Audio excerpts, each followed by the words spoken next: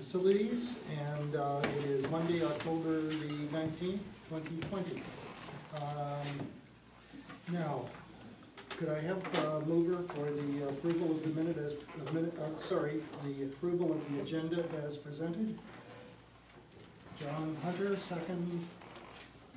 Mr. Bush, thank you. All in favor? Carried, thank you.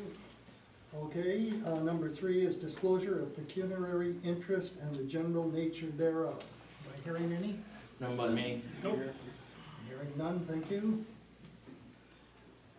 Business arising from the Committee of the Whole minutes, which would be in your package dated September 21, and they are on pages 1 to 6. Any questions, concerns, errors, or omissions? Question. Go ahead, Mr. Mayor. So on page 2 of 60, or 2, yeah, 2 of 60, we have a reference, I just want to see if I can find it here. Anyway, it's a reference to the arena sign leases. And I'm just wondering if there was any feedback.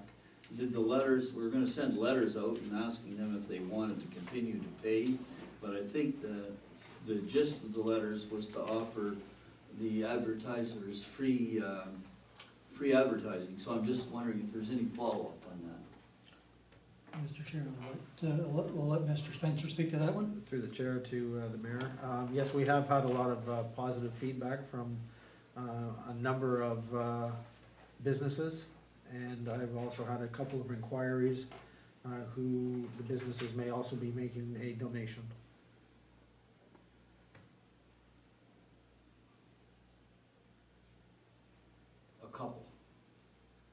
A couple donations. Yeah. So were all of the, so through the chair, if I may, so were all of the advertisers contacted and were they contacted by letter? Through the chair, that is correct. They were. Okay, have they all responded? I'm not sure if all have responded or not. No, they have not all responded. Okay. I've heard from probably 20. Of 50? 20 to 50, about 30, about 40% response. That's correct.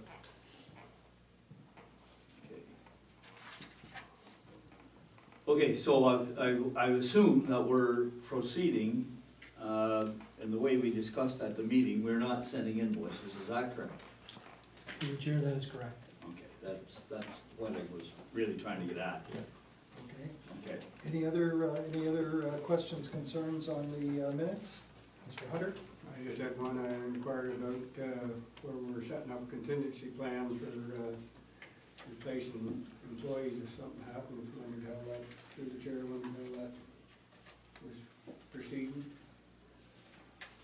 So through the chair, the senior management team has met, and we're certainly looking at options to get some supplemental assistance should it be required. Okay, anybody else?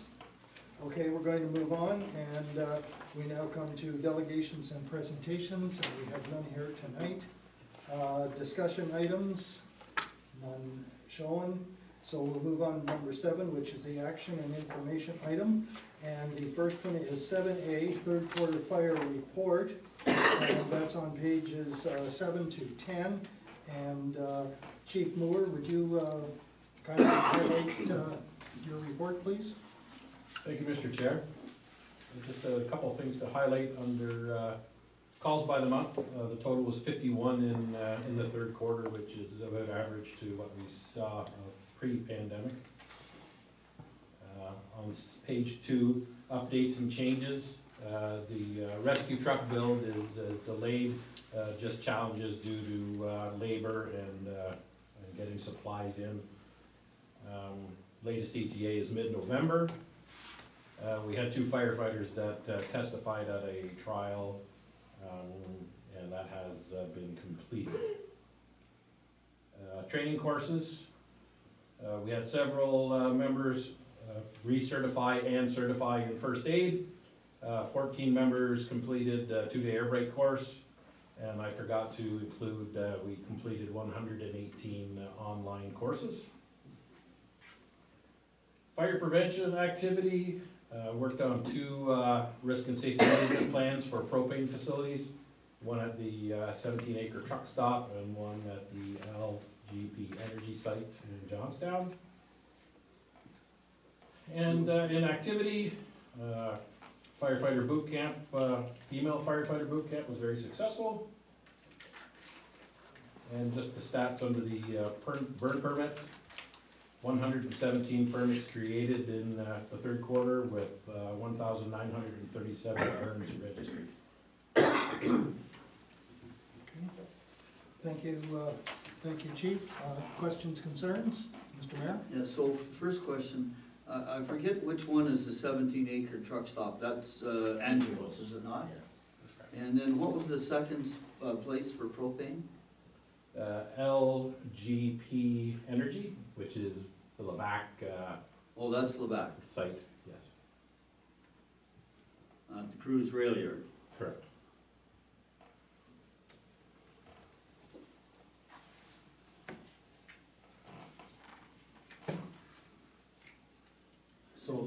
So through the chair, so I understand, speaking to Mr. Grant this afternoon, that we finally have the application from Cruise for the site plan amendment, is that correct?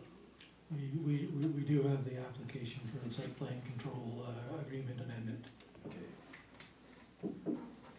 So is that going to be a fairly routine thing, or how's that gonna go? There are a few items that we need to fur up, and hopefully if there's a few areas of note, and hopefully if we can get those cleaned up relatively fast, then it should be relatively smooth. Okay, thank you. Mr. Packwood? Through the chair, just a couple of questions. The fence and deck box and the deck that burned, just out of curiosity, was that due to somebody using a barbecue? And the reason I asked that, sorry, go ahead. Okay, through the chair, no, we're not. Okay. The reason I asked that is often you see barbecue stuck against the house. You'll even see the vinyl siding where it started to melt. That's all I was asking. Councilor Hunter? Through the chair to the fire chief, we are scheduled to get rid of some excess equipment. Have you got a date on when that's going to go to auction yet? Through the chair, I haven't heard any updates from Mr. Marshall. He, when he came to take the pictures, he indicated it would be in October. I can reach out and find out what the status is on that. Okay, and nothing else? Okay, we thank you, Chief Moore. So we shall move on, and that will now bring us to 7B, which is the third quarter facilities maintenance report update. And Mr. Spencer, can you highlight this for us? Yes, I will. Thank you, Mr. Chair. This is some of the work that has been completed in the last 3 months, July, August, and September at a number of our facilities. South Center just indicating that we had Unit 1 of the air conditioner replaced. All of the buildings, I've indicated it on a number of ours, but all the buildings had the fire extinguishers inspected in the month of September, and also the portable defibs are a monthly inspection, so they have all been completed. At the Ingredient Center, just indicating that the lift inspection has been completed. The dehumidifier repairs, and the cost is at the bottom of the report here. The live webcams installed and are going well, and there are lots of compliments on those. Carbon monoxide units were inspected as well, and no further work is complete, or is needed, sorry, at this time on those. The Spencerville Arena, it was scheduled to have the 50-horse compressor overhauled as part of our regular maintenance. And when they took it off, they indicated that there was some additional work that was required, and I put that also in the work order that is below. Page 2 just talks about some of the various things that we have completed in the last couple months, just getting things prepared for the fall months. So I'm here to take any questions if anyone has anyone. Okay, I'll start at this end over here with Mr. Bush. Backward. Councillor Hunter. Deputy Mayor, I have 3 or 4. go ahead. Starting with the South Center pools, through the chair to Mr. Spencer, is there any maintenance that, even though they weren't open this year, is there any maintenance or cleaning, special cleaning or any special maintenance that might be required to be done to the pools before winter? Through the chair, no, not at this current time, no. Good to go. Okay, through the chair again, second question, sorry. Can I ask them all? Is it okay? Go ahead, yes, yes. Am I to understand? Yeah, sure. There used to be webcams in the Spencerville Arena too, correct? That is correct, yes. Are they functional still or no? No, they're not. Could they be? There are new ones that are being installed. They will be up and running by the end of this week. Next question answered. Okay, good. And then two more, Mr. Spencer, through the chair. Through the Parks and Facilities, the hanging baskets were taken down. That is correct. They were awesome this year. I just wanted to compliment how great they looked. We received many compliments on them, and they were still in wonderful shape even when they came down. So compliments to those. And last one was just a question about garbage cans. Brought to my attention that the garbage cans at the Conestoga area were removed already, and that the divers are still, using the area, and there's still quite a bit of use of the area. Has there ever been any consideration into maybe leaving them until, like, when the docks came out? Is there any way that could be? Through the chair, I'll have to check. When I was there one day last week, there was still one there. There's one there, we leave one there year round. So it's, unless and they're normally chained. So unless something's happened to it, I will check with staff. But typically, we leave one there right to the bitter end. Okay, Same at the Weehawk dive site just as the well. one and that's it, correct? At the far end, yes. Okay. Yeah, all the other ones will be picked up this week and next week, and the picnic tables will be moved onto the pavilion This week. this week and next week. Okay, that's it for me. Okay, Mr. Mayor. So I'm picking up on the Deputy Mayor's questions. I've had several conversations with folks from Johnstown about the pools.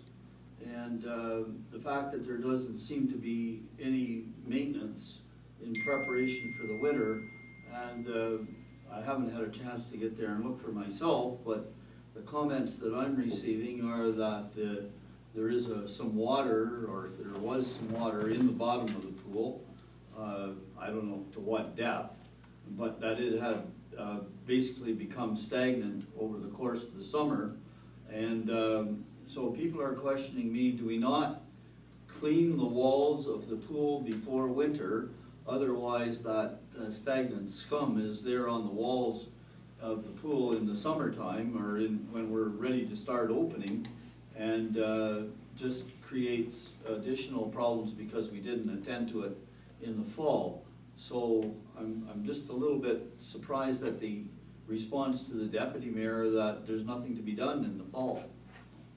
So through the chair, if I may. Through the chair to the mayor. Typically, when the season is over, staff drain the pool down to basically the incline going down to the deep end. So there's just a mere trace of water in the shallow end, and that water stays in there for the remainder of the year. And yes, it is discolored now. Had we emptied the water and put new water back in, it would be that color by now as well. What we do in the spring, before we open up the facility, is we drain it completely, and then we acid bath the walls with high pressure. So there's nothing done that, this fall. yeah, and there's So the been, water that's been in there has been in there all summer, that is correct. not fresh. No, that's correct.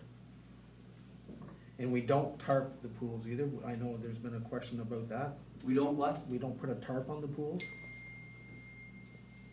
Over the top. Yeah. Yeah, no, that would, see, that's fairly common though on private pools.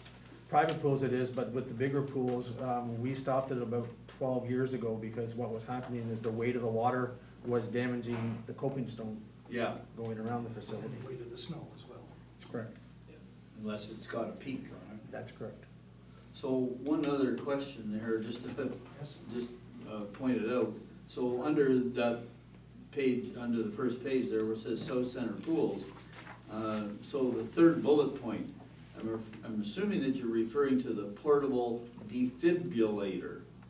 Yes. Am I Spelling. correct? Thank you very much. Thanks very much. Okay, thank you, Mr. Chairman. And Councilor Dillabar? I just have one, through the chair, and that's, to Mr. Spencer on the invoice 1326. Page,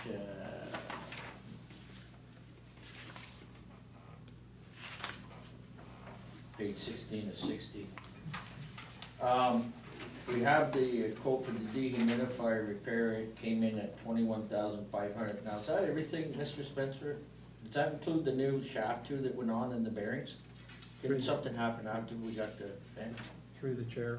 The only thing that I've yet to receive is the cost from Simco Refrigeration for the initial couple site visits to determine what the issue was. But the actual cost of the repair is all included there. With the new shaft? That is correct, yes. Thank you. Okay. Just Deputy Mayor, go ahead, I follow up. missed my note, sorry. Mike, on that same topic, the old humidifier performed well and is now deconnected or still connected? Through the chair, to the deputy mayor, it is still connected and is not running very often. But we've kept it running for 3 weeks after the other one was running, so that we make sure that we get all the excess moisture. So just, again, I wanted to comment on I was having a conversation with a kid who's home who plays OHL hockey, and he was commenting on that he thought that the ice felt, if this makes any sense at all, I don't know, but harder, and that it was excellent, it was really fast, and it was great skating. So, just a compliment for that. Thank you, I'll pass that on to staff. Okay, anything else? Okay, we'll now move on. We'll go to 7C, and in your package, that's on pages 22 and 23. This is the Cardinal boat ramp. Now, we do have a recommendation with this briefing note as well. You've had a chance to read the briefing notes. Any comments? And we've also been supplied with some lovely pictures here this evening of the slabs. So Mr. Chairman, I have some pretty serious concerns here. These slabs are 15 inch, the slabs that we're talking about are 15 feet long. But the width of our boat, and they're installed width-wise, as I see from the pictures that I've got in front of me here. My concern is that our present width between our sidewalks, the two walkways on the side, is 24 feet, 24 and a little bit. These slabs are only 15 feet. Did we not inquire of this company to see whether a longer slab, 24, 25 feet, was available or could be made available? I mean, I do not want to, I won't support a recommendation which makes the boat launch ramp narrower than 24 feet. And I don't see any reason to. I was there many times this summer. I saw numerous occasions, 2 boats coming and going at the same time. So I'm really at a bit of a loss to understand why I'm looking at a 15-foot slab as opposed to a 24-foot slab or a 22-foot slab that will accommodate the existing width. So through the chair to the CAO, Sure. Why do we have this Yeah. recommendation? If I may speak on that, through the chair to the mayor. The, the current width is 24 feet. We are supplying 24 feet width of concrete and 30 feet in length. So we're putting in 3 8-foot sections, 8 feet wide by 15 feet long. We're putting in 6 of those.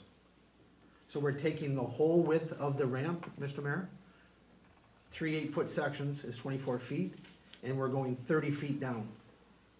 But that means the length, the drawing that I have in front of me. These clearly- drawings, yeah, but these are just drawings to show, this is not our boat ramp. These are just drawings of previous ones that the South Nation have worked on, just to kind of give you an idea of the scope of what we actually are going to be getting. So don't look at the actual size of these ones. This is just to kind of show you how they are going to be installed and the way they would look when it is completely installed. This isn't how they're gonna be installed. That is correct. They're gonna be installed lengthways into the water. That is correct. Yeah, and so the tread goes into the water.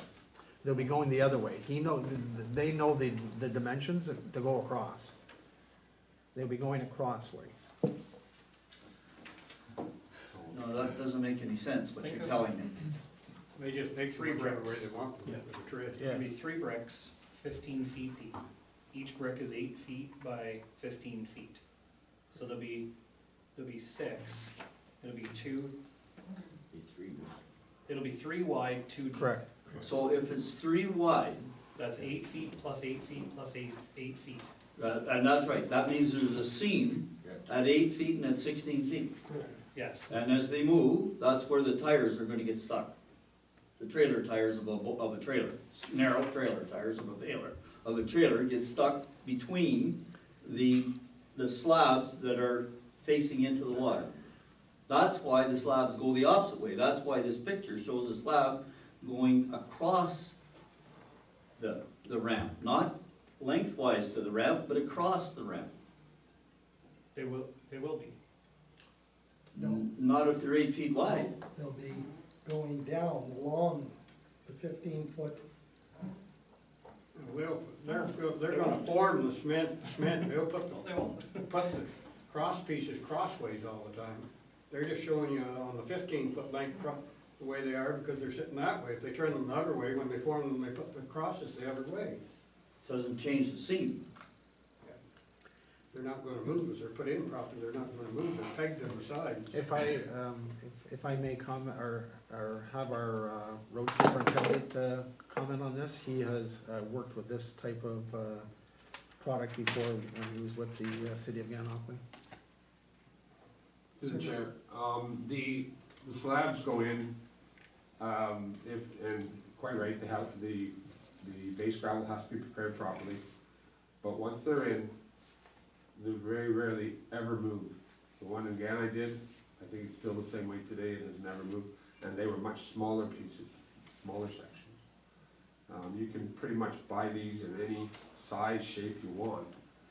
The limiting factor is they have to be so wide, or can only be so wide because they have to travel down the highway. So,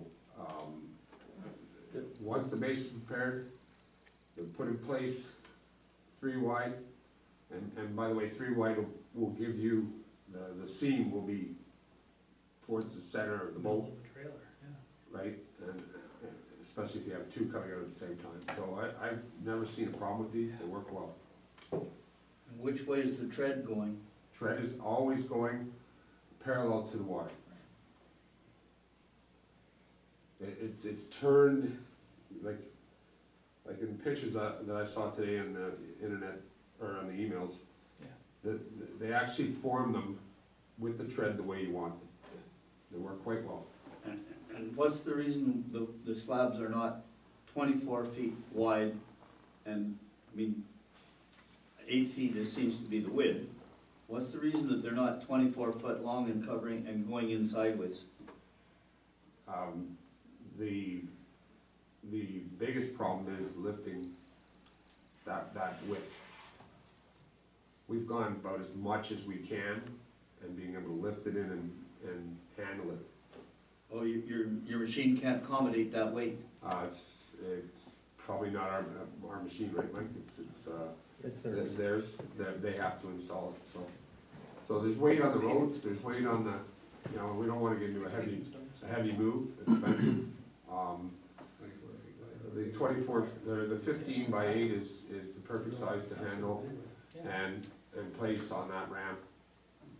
Well, I disagree, but we'll see. That's fine. Even if we poured concrete in there, they're still gonna cut them at an 8-foot mark. Yes. Any slab you pour, they put brake marks at 8 feet in them. They can't sustain frost and everything, they gotta have a stress place in them someplace. Expansion joint. 8 feet's as wide as they'll ever go, even if you pour a cement slab for a garage or something, they'll cut them at 8 feet. But there's no reason that the 8 feet, there's no reason the 8 feet can't be in the opposite direction, is what I'm saying. Parallel to the water, the edge of the water, parallel to the edge of the water, not perpendicular to the edge of the water. Anyway, Mr. Chairman, I'm gonna lose this argument, we'll see whether I lose it in 2 years. Well, time will tell.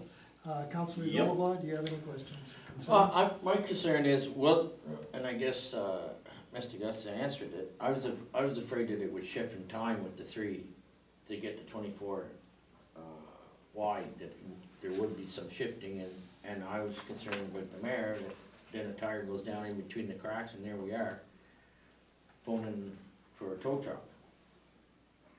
That's all I was concerned about. If you're saying that you don't want to get, I wish, I'm going up there tomorrow, I'll take a peek at it, if that's on, so. And they're much smaller slabs, so. Do we know the weight of these slabs? No, I don't have the actual weight. I'm guessing they'd be quite heavy. Several I would say by tons. the bucket. I have a different question, Mr. Chairman. Go ahead, Matt. Instead of excuses as to why it can't be done the other way, was it ever investigated to do it the other way? No, it was not. Thank you. Okay, this side of the table, no other questions? Okay, we have a recommendation in front of us. And the recommendation reads that committee recommends that council direct staff to proceed with the purchase and installation of 6 concrete slabs from Moose Creek Cement in the amount of $7,230 plus non-rebated HST, and also approve the additional cost for gravel to be used after removing the current cement in place with an upset limit of $8,000 excluding non-rebatable HST. Could I have a mover, please? Councillor Hunter, can I have a seconder? Deputy Mayor, all in favor? Recorded vote, please. Oh, okay, recorded vote. Okay, I'll start with Mr. Bush. Yay. Mr. Packwood? Yay. Yay. Nay. Counselor? Yeah. And I'm yay, so it is 7 to 1, 6 to 1. So that's carried, thank you. Now we'll move on. And we come to 7D, which is the facilities and parks, and it's the Cardinal Arena usage and Spencerville area reopening. And Mr. Spencer, would you like to highlight your briefing note? Thank you, Mr. Chair. Just a quick update on how things have progressed now that we've been open with parents permitted in the facility. We've been open now for 2 weeks in Cardinal and 1 full week in Spencerville. Things are going well. Between the 2 rinks for the last 2 weeks, we've had over 2,000 parents through the doors. We've had some minor challenges, but we deal with those on a case-by-case basis, and I think for the most part, everyone seems to be accustomed now to the policies and the procedures coming in.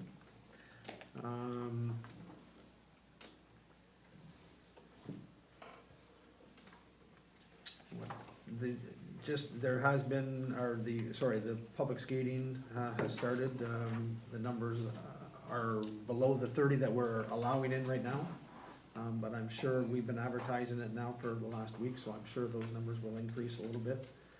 That's Friday nights in Cardinal and Sunday afternoons in Spencerville.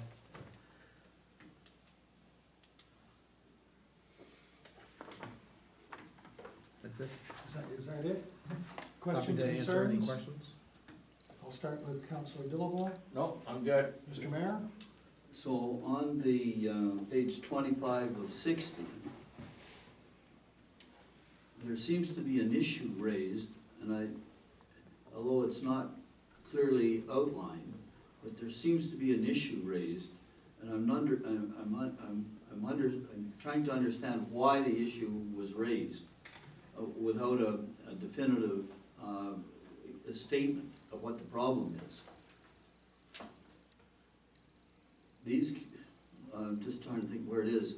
So it talks about the extra 10 bodies permitted in the building are to accommodate community members who frequent the walking track on evening weekends. These community members are unrelated to the hockey and skating groups using the facility and use the track solely for physical activity reasons. We understand that. If the rules surrounding the number of people permitted in the arena at a time is increased to accommodate 25 spectators, who raised that issue? Through the chair to Mr. Mayor, so there has been some comments. Basically, what we allow right now is one parent or guardian per child that is on the ice. We have been approached by some people wanting to allow more than one person in, and the way they've tried to get around that is to say that they're going to go up and walk on the walking track. We're hoping that people will just try to look at the good faith of why we have it set at 20 and have that extra balance of people to allow our non-hockey residents to be able to use the facility. Because what I would hate is for there to be 25 or 30 people in the building and then one of our normal walkers pop over and want to use the walking track, and we have to say, oh, sorry, there's too many people in the building.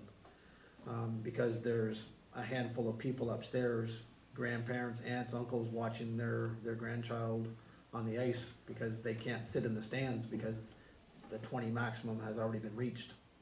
So that's where that comes from.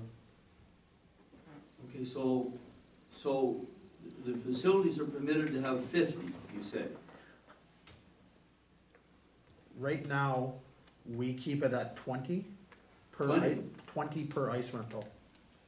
Because in the way we have it set up, as I explained at our last meeting, the bulk of our rentals are hour and a half rentals. For example, tonight at 6 o'clock, South Granville Minor Hockey is on the ice for 1 hour.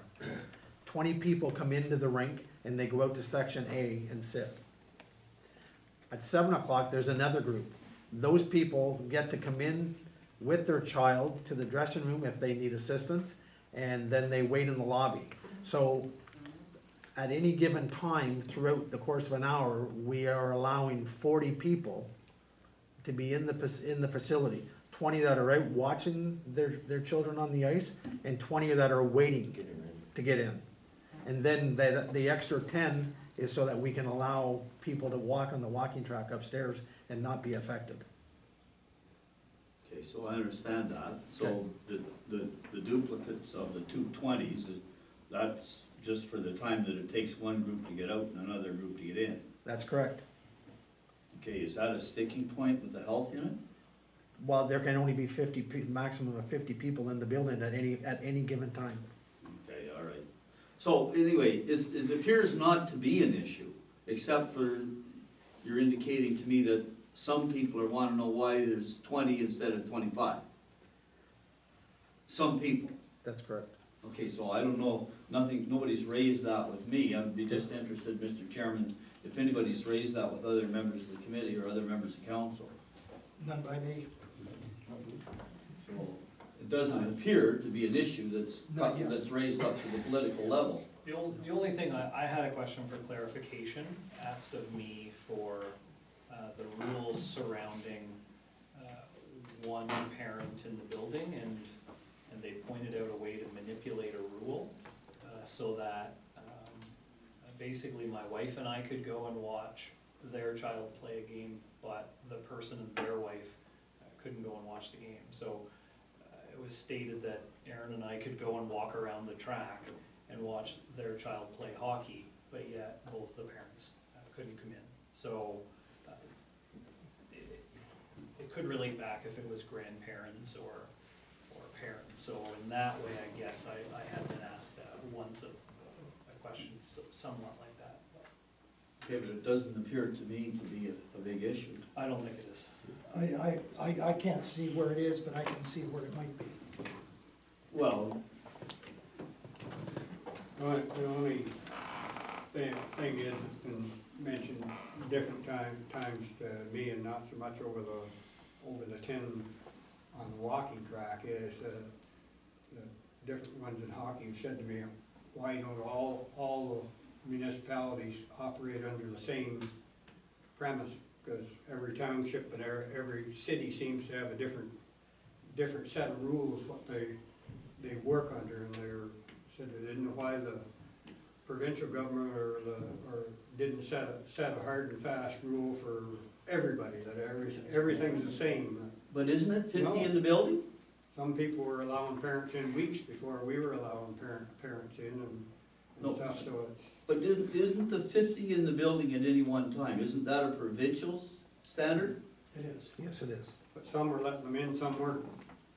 Okay, but that's, the provincial standard is there. Yeah. We're following the provincial standard. But some you can do, you don't have to go up to provincial standard, you can be under it. You can't go over it. Yes. Some were being way under it. Well, that's up to them. Yeah, well, that's what I say, the parents were complaining that there's so much difference, and everything should have come in on bang, and I kind of tell them, well, every township has their own time frame that how they're gonna operate. Well, they didn't know why Ottawa had 20 parents in on the first of July, why didn't we have 20 parents in the 1st of July type thing, so.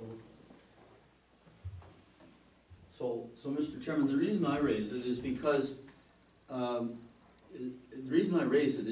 the alternative here, and we've determined already that we don't think that it's an issue. It's 20 for Team A, 20 for Team B, and 10 on the walking track. 10 loose, yeah. And if we changed it to 25 for Team A and 25 for Team B, then it'd be 0 on the walking track. That's correct. And I just didn't want that to happen. So, that's why I raised it. I hope that we're not being told, in this briefing note, that may happen. So through the chair, what we want to relay in this information item is the protocol and why we feel the protocol should remain as it is. 2020. If there is a push from council to increase the numbers to 25, then what would happen is that the walking track would need to be closed.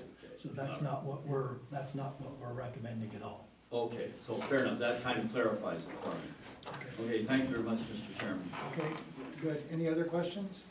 There's one Counselor? One question, we're basing this all on the ingredient center. Are we maintaining the very same in the Spencerville Arena just for the sake of normality, or? Through the chair to Councilor Hunter, yes, we are. We are on that. And like, obviously, as I've indicated before, Spencerville comes with its own challenges because of the size of the lobby, the proximity of where the change rooms are, side by side by side by side. So that creates its own challenges, but I feel that the way we have it set up over there right now is a good setup, and people seem to be obeying the policy and the procedures that we have in place there. Okay, no other questions? Okay, we'll move on. We're now at 7E, which is page 26 to 28 in your package. This is an information item, and it is the 2020 third quarter operations report. And is Mr. Shaw going to highlight this, or? Thank you, Mr. Chair. So for Public Works, loose and hardtop maintenance, they completed 3 rounds of roadside mowing, 900 meters of maintenance ditching on Rooney and Byers Road, 250 meters of road cross culverts on various road, and 50 new entrances, including culvert and gravel. For the capital projects, the Riley Street retraining wall and that Cardinal Armino drainage projects are complete. The 2020 hot mix contract, which included 3.1 kilometers of road resurfacing, is also complete. Miscellaneous line and symbol painting by county contractor and township forces. The waste disposal site, 502 vehicles attended over 13 Saturdays in the quarter.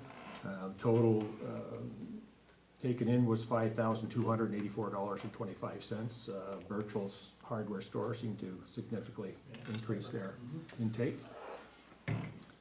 For environmental services, the water treatment plant, standard operating conditions, basically, nothing unusual. For testing, all good. Third quarter report for Windmill Pumping Station, kind of standard flows there. Spencerville Lagoons, again, the numbers are down slightly just because of the weather, but soon to be picking up with the rainy weather coming. Third quarter report for the wastewater treatment plant, again, standard operating conditions, good results.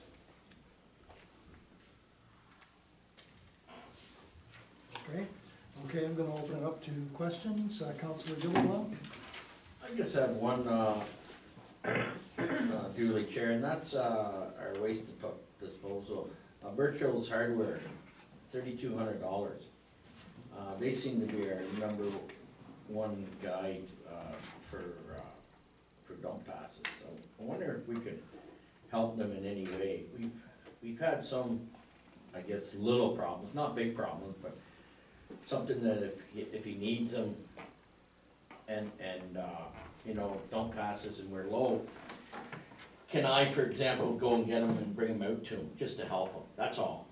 I'm concerned, I know we do have protocol here, but he's triple what we're bringing in, and sometimes he's right out. So, just wonder if we could bring that to attention to our CEO. Thank you, Mr. Chair. I wouldn't mind to respond to that. All right. Certainly. So, with during the pandemic, we had the library closed. During that time, it's sort of not back to its full days of operation. One of the areas that we found were weak because the library used to be the location where the bulk of the transfer cards were sold. So what we did was approach Birchall's Home Hardware with respect to selling those transfer station cards, and that they would get sort of a 10% off of the sale of those cards. But one of the conditions was to monitor that, and once they started to get low on the cards, were to return the cash with that statement, and then we would provide them some additional cards. Right off the bat, we have certainly had staff members on a Friday afternoon getting a call that they were low, if not out, and staff have on their way home on a Friday afternoon have dropped off those cards and collected that money, which in its own right is one of the reasons what we wanted to get away from with our transfer station of employees handling cash. So in certain cases, what it's done is a late Friday afternoon run, and then for instance, myself, I've needed to come back here and then lock that money in my office over the weekend. So I think we're certainly working with Birchall's Home Hardware, and one of the things we have suggested is that as they approach to get low, don't wait until you're out before So we've provided some additional number of cards to give them a little more of a window, so that we can smooth that out. Inventory management. Correct. All right, I'll open the floor to questions, and Mr. Mayor? And just for clarification, and they're working on a 10% commission? Correct. Case over. Case over. Mr. Dillabaugh, is any other further questions? No, that's good, thank you. Deputy Mayor? No. Councillor Hunter? Mr. Packwood? Mr. Bush? Okay. And this, a different item? Different item?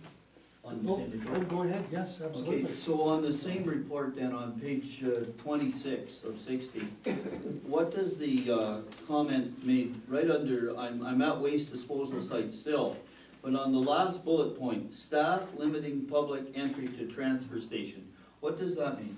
They're just only allowing a couple vehicles in at a time, just to make sure that the social distancing and so forth is maintained. Oh, okay, Yeah, so that's it's what not, that. they're not stopping anybody, it's just allowing physically onto the site.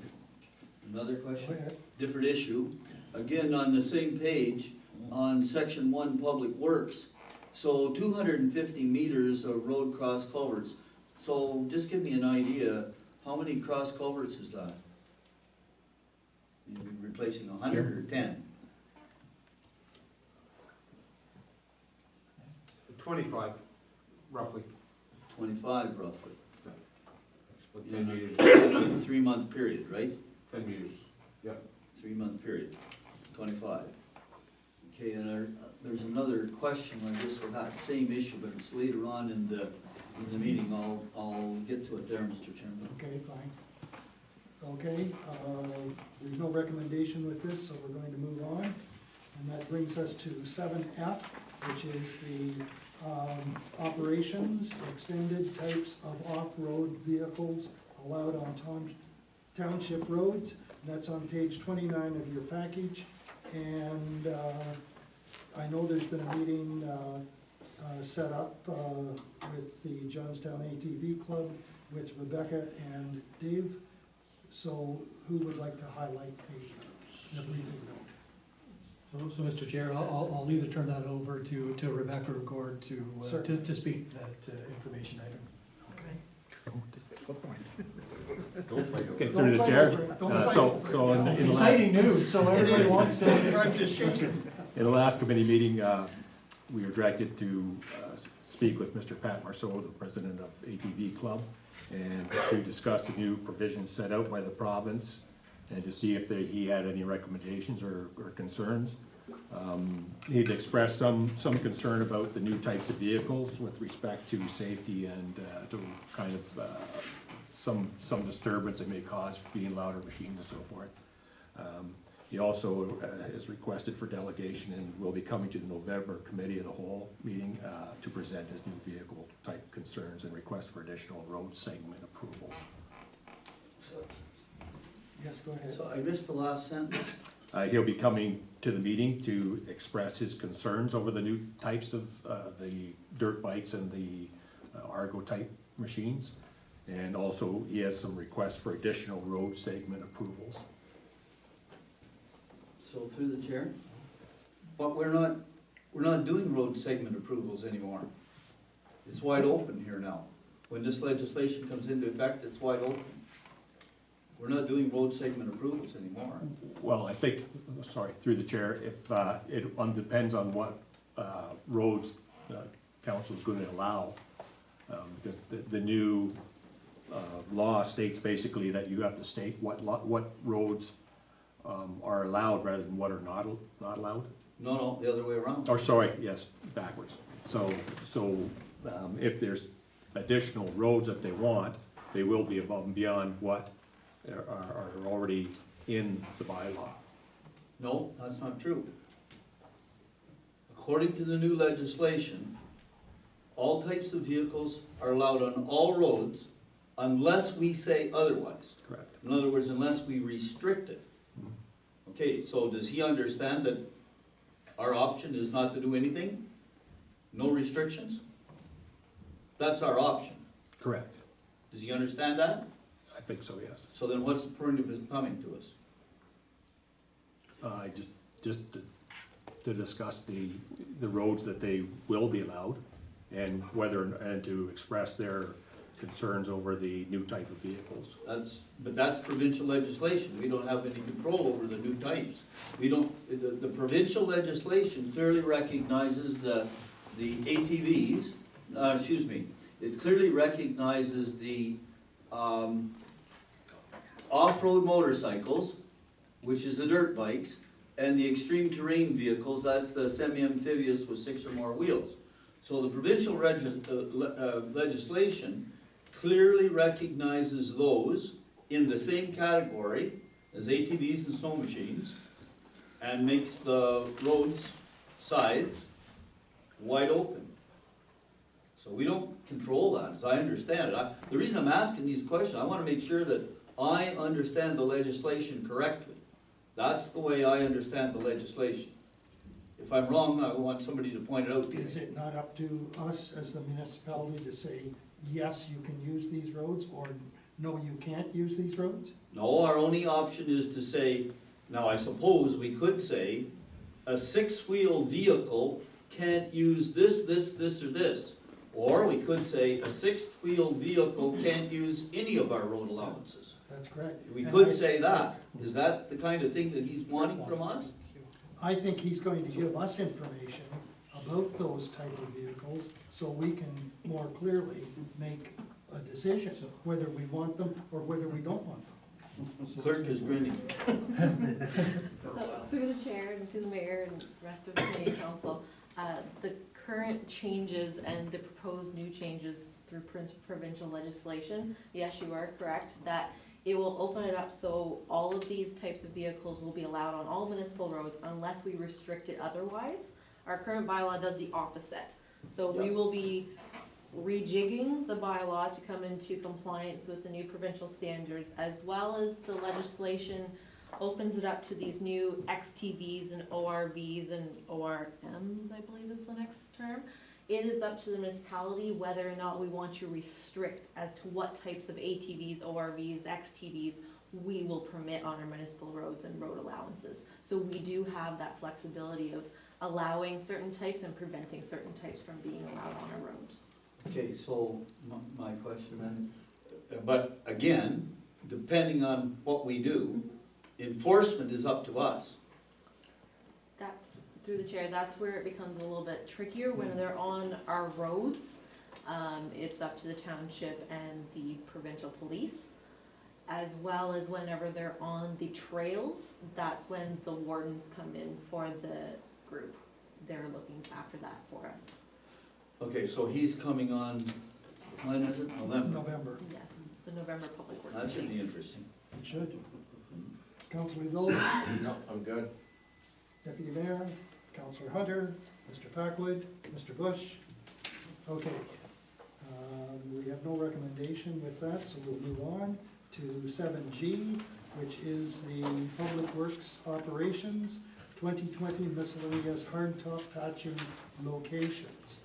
And the briefing note is here, and who would like to highlight this briefing note? Mr. Chair, I will. Go ahead, Jim. Information item in front of you tonight just summarizes the amount of hot mix patching, larger size patching that we've done, and will be doing. It's not all complete yet. And the items in priority are listed on the location scheduled on the back, and it shows that we have several other areas that will have to be placed next year as well in the higher priority items. Okay, so the highest priority is number 1, Correct. and then it goes downhill from there. And I see the 2 in blue at the top are completed, Correct. and then there's 2 in blue about halfway down the page in the total column. What does that mean? Those came in after we had tendered for, or received quotes for our patching. Okay, They're the ones from, Spencerville, from the repairs to the sanitary sewer, I see, yes. and we included them, and I don't know why I highlighted, so. Okay, and then the last 4 or 5 in blue, which are 0, we're just not paying any attention to those right now, is that correct? No, we're, Mr. Chair, for instance, Rooney Road, 44 South, we continue with coal patching operations of that area. Likewise, Cedar Grove, same thing. And, Cedar Grove, Yeah, last one. last one. And any other, obviously, areas that need coal patch, we will continue. We've been using the county's hot box and using some hot mix this year as well, to try and get a better adhesion to the existing asphalt. Okay. I see you have Legion Way down here for $11,000. Is that Legion Way as well as the parking lot, or? That would be the larger area and includes the parking lot, so. Okay, what about the road from the top of the hill down? No, sir, that's dealt in one of the items coming up. That's another item, okay, thank That would be a roadway. you. Okay, open for discussion, questions or concerns? Councillor Dillabaugh? No. Mr. Mayor? yeah, so a couple. So, I'm looking at this one, Canal Street, east of Bridge. I think that's already been prepped, hasn't it? Correct. All these have been prepped, Mr. Mayor. Sorry, through the chair. All the priority ones. East of Bridge? Must be west of Oh, Bridge. did I? Yeah, It would be west of Bridge. it would be west of Bridge. Thank you. Okay, so that clarifies that, and that's 36,000. Frederick Street at the bridge, but north of the CN crossing. No, Mr. Mayor, that's only 6,000. The 36 is. Oh, you're right, cumulative okay, gotcha, totals. gotcha. Cumulative total. Yeah, yeah. So the Frederick Street is north of the CN crossing. Yeah, There's one other one here. Crowder Road culvert between County Road 22 and Armstrong. Has that patch not already been done? Paid, yes, through the chair, it was paid the week before last. So it is complete. It is complete, yep. It is done, just needs lines. And the price came in at 3,500? The price came in at 3,500. And the reason I'm asking about that one was, and trying to determine what the township responsibility is here, was that cross culvert not replaced to accommodate some field work on the north side of Crowder Road? Through the chair, Mr. Mayor, no, that was not. That culvert has been in existence long before I was here, and it had failed on the north end, and to the point where there was a hole, a sinkhole, and we repaired the sinkhole and then repaired the culvert this summer. So that would have been, the culvert you're referring to was down the road to the east slightly. Okay, so then Armstrong patches, I'm assuming that's various places on Armstrong. Correct. Now, Water and South in Spencerville, it says needs pulverizing and gravel, going to be prepped, looks like it's prepped by our forces, and then the total is going to be 8,900? Is that, am I Yes, reading that correct. one right? Yeah, it's not a priority item, we will not be doing it this year. Okay, so it's not shaded in blue. I thought the ones that were shaded in blue are the ones that we weren't going to be doing. No, I said earlier, Mr. Mayor, the items that are prioritized, and it's in the report item, the priority ones are ones that we're doing this year. Anything above priority one, would be done, we'd have to make arrangements to do. Oh, okay, all right. Next. So that takes us, that priority ones takes us down to the end of the Spencerville sewer ones. Correct. Okay, fair enough, yeah. Okay, I understand. So the Legion Way is not a priority for this year then? No, No, but- And neither is Midland James. but I think further on, So, Mr. Chair, if I could, just on that, we have been down there with the hot box from the county. We have put HL3 down to try and fill in some of the areas to make it last for the winter. And it's on this list, so it can be discussed at budget time. okay, thank you. Anything else, Mr. Mayor? Deputy Mayor, do you have any questions or concerns? No. Councillor Hunter?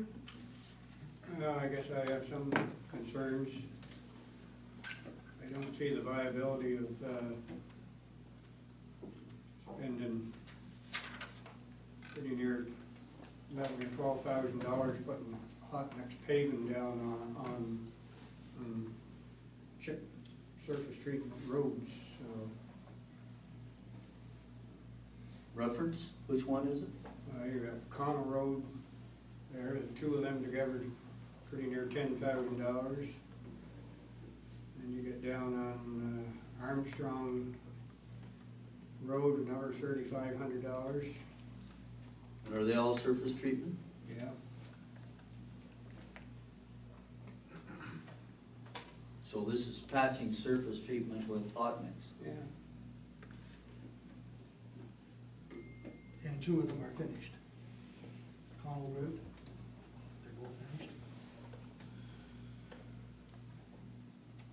It's just an argument why we don't do surface treatment roads. These roads were both done at the same time. They're costing us. Twice. It may not be, those sections not have been chipped in. Chipped and sealed in, Yeah. again. Through the chair, I had the Smith's Construction out to look at it, and they had the same opinion that I did, that they wouldn't marry up and hold.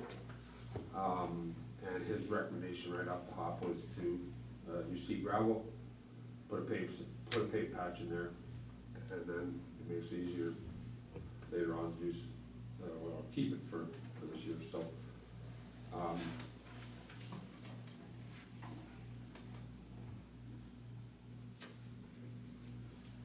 I think it's a good argument why we didn't do any chip and seal this year, so. Unless you've got an awful solid base underneath them, they don't stand up, so. That looks like it. Mr. Packwood? I'm good. And Mr. Bush? Okay. Okay, let's move on, and we'll move on to 7H. And again, this is Public Works Operations, and it's the 2020 road maintenance, road management plan update. No recommendation on this, just a lot of information. I'll start with this side here. Mr. Bush, any questions or concerns? Or would someone like to highlight the briefing note? So, Mr. Chair, it might be of value to have the roads superintendent just sort of give you a high-level overview to begin the discussion. Sure, Is that sorry, Jim? didn't mean to leave you out, Jim. Oh, no, that's fine, it's, if I may, Dave, I'm gonna use your table here for a second. Move over 6 feet, please. I'll put no, I can't talk with that. So, in 2016, I was fortunate enough to do the initial road management plan, a comprehensive road management plan that we did in 2016. This is an update. You're supposed to do it like a lot of other things in the municipal world, periodic updates. So this is 4 years later, and our roads have changed. Plus, I've become more accustomed to the road system and some of the unique structures that we have in some of our roads. And driving them year round also helps. So the analysis, under the analysis, we do these plans so that people that have to make decisions in budget and fund projects have the background data to be able to make better decisions and to make sure that that they have the data and information for each individual road section. And we have some 375 road sections in this township.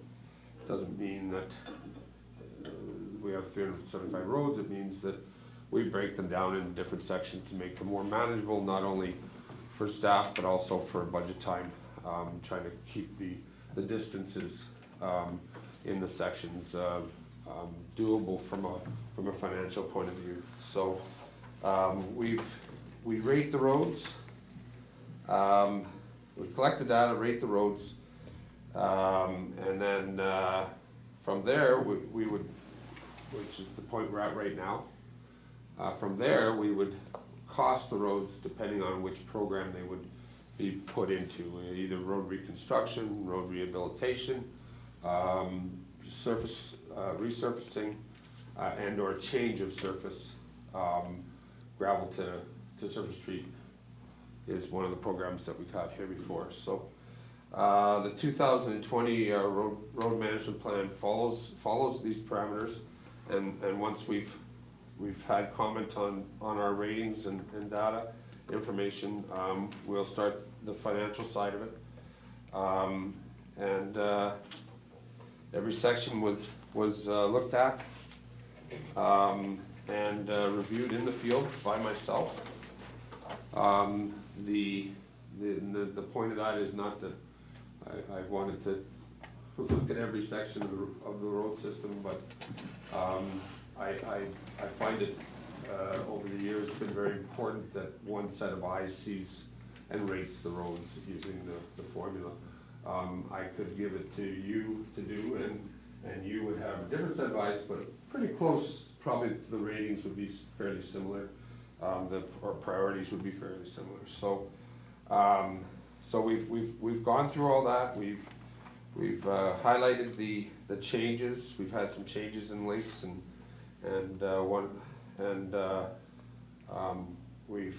we've got the highlights here of the Cedar Grove remains still our highest road. If you know the formula and the considerations on the rating formula for why that would be is Cedar Grove is the highest class road we have, one of the highest volume roads we have, and marry that to the condition of the road would jumps it, or doesn't jump it, it is our highest priority. If it were a class 6 road and less traffic with the same rating, it would not be at the top, it would be down lower.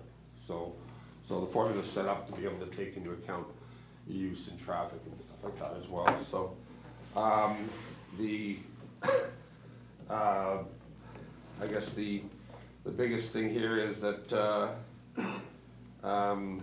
we want comments back. We want to make sure that everybody's had a chance to look at this so that you can be a party and part of our move forward to get the roads into a yearly plan, and be able to come up with that sort of annual funding for road reconstruction, repaving, rehabilitation, that sort of thing.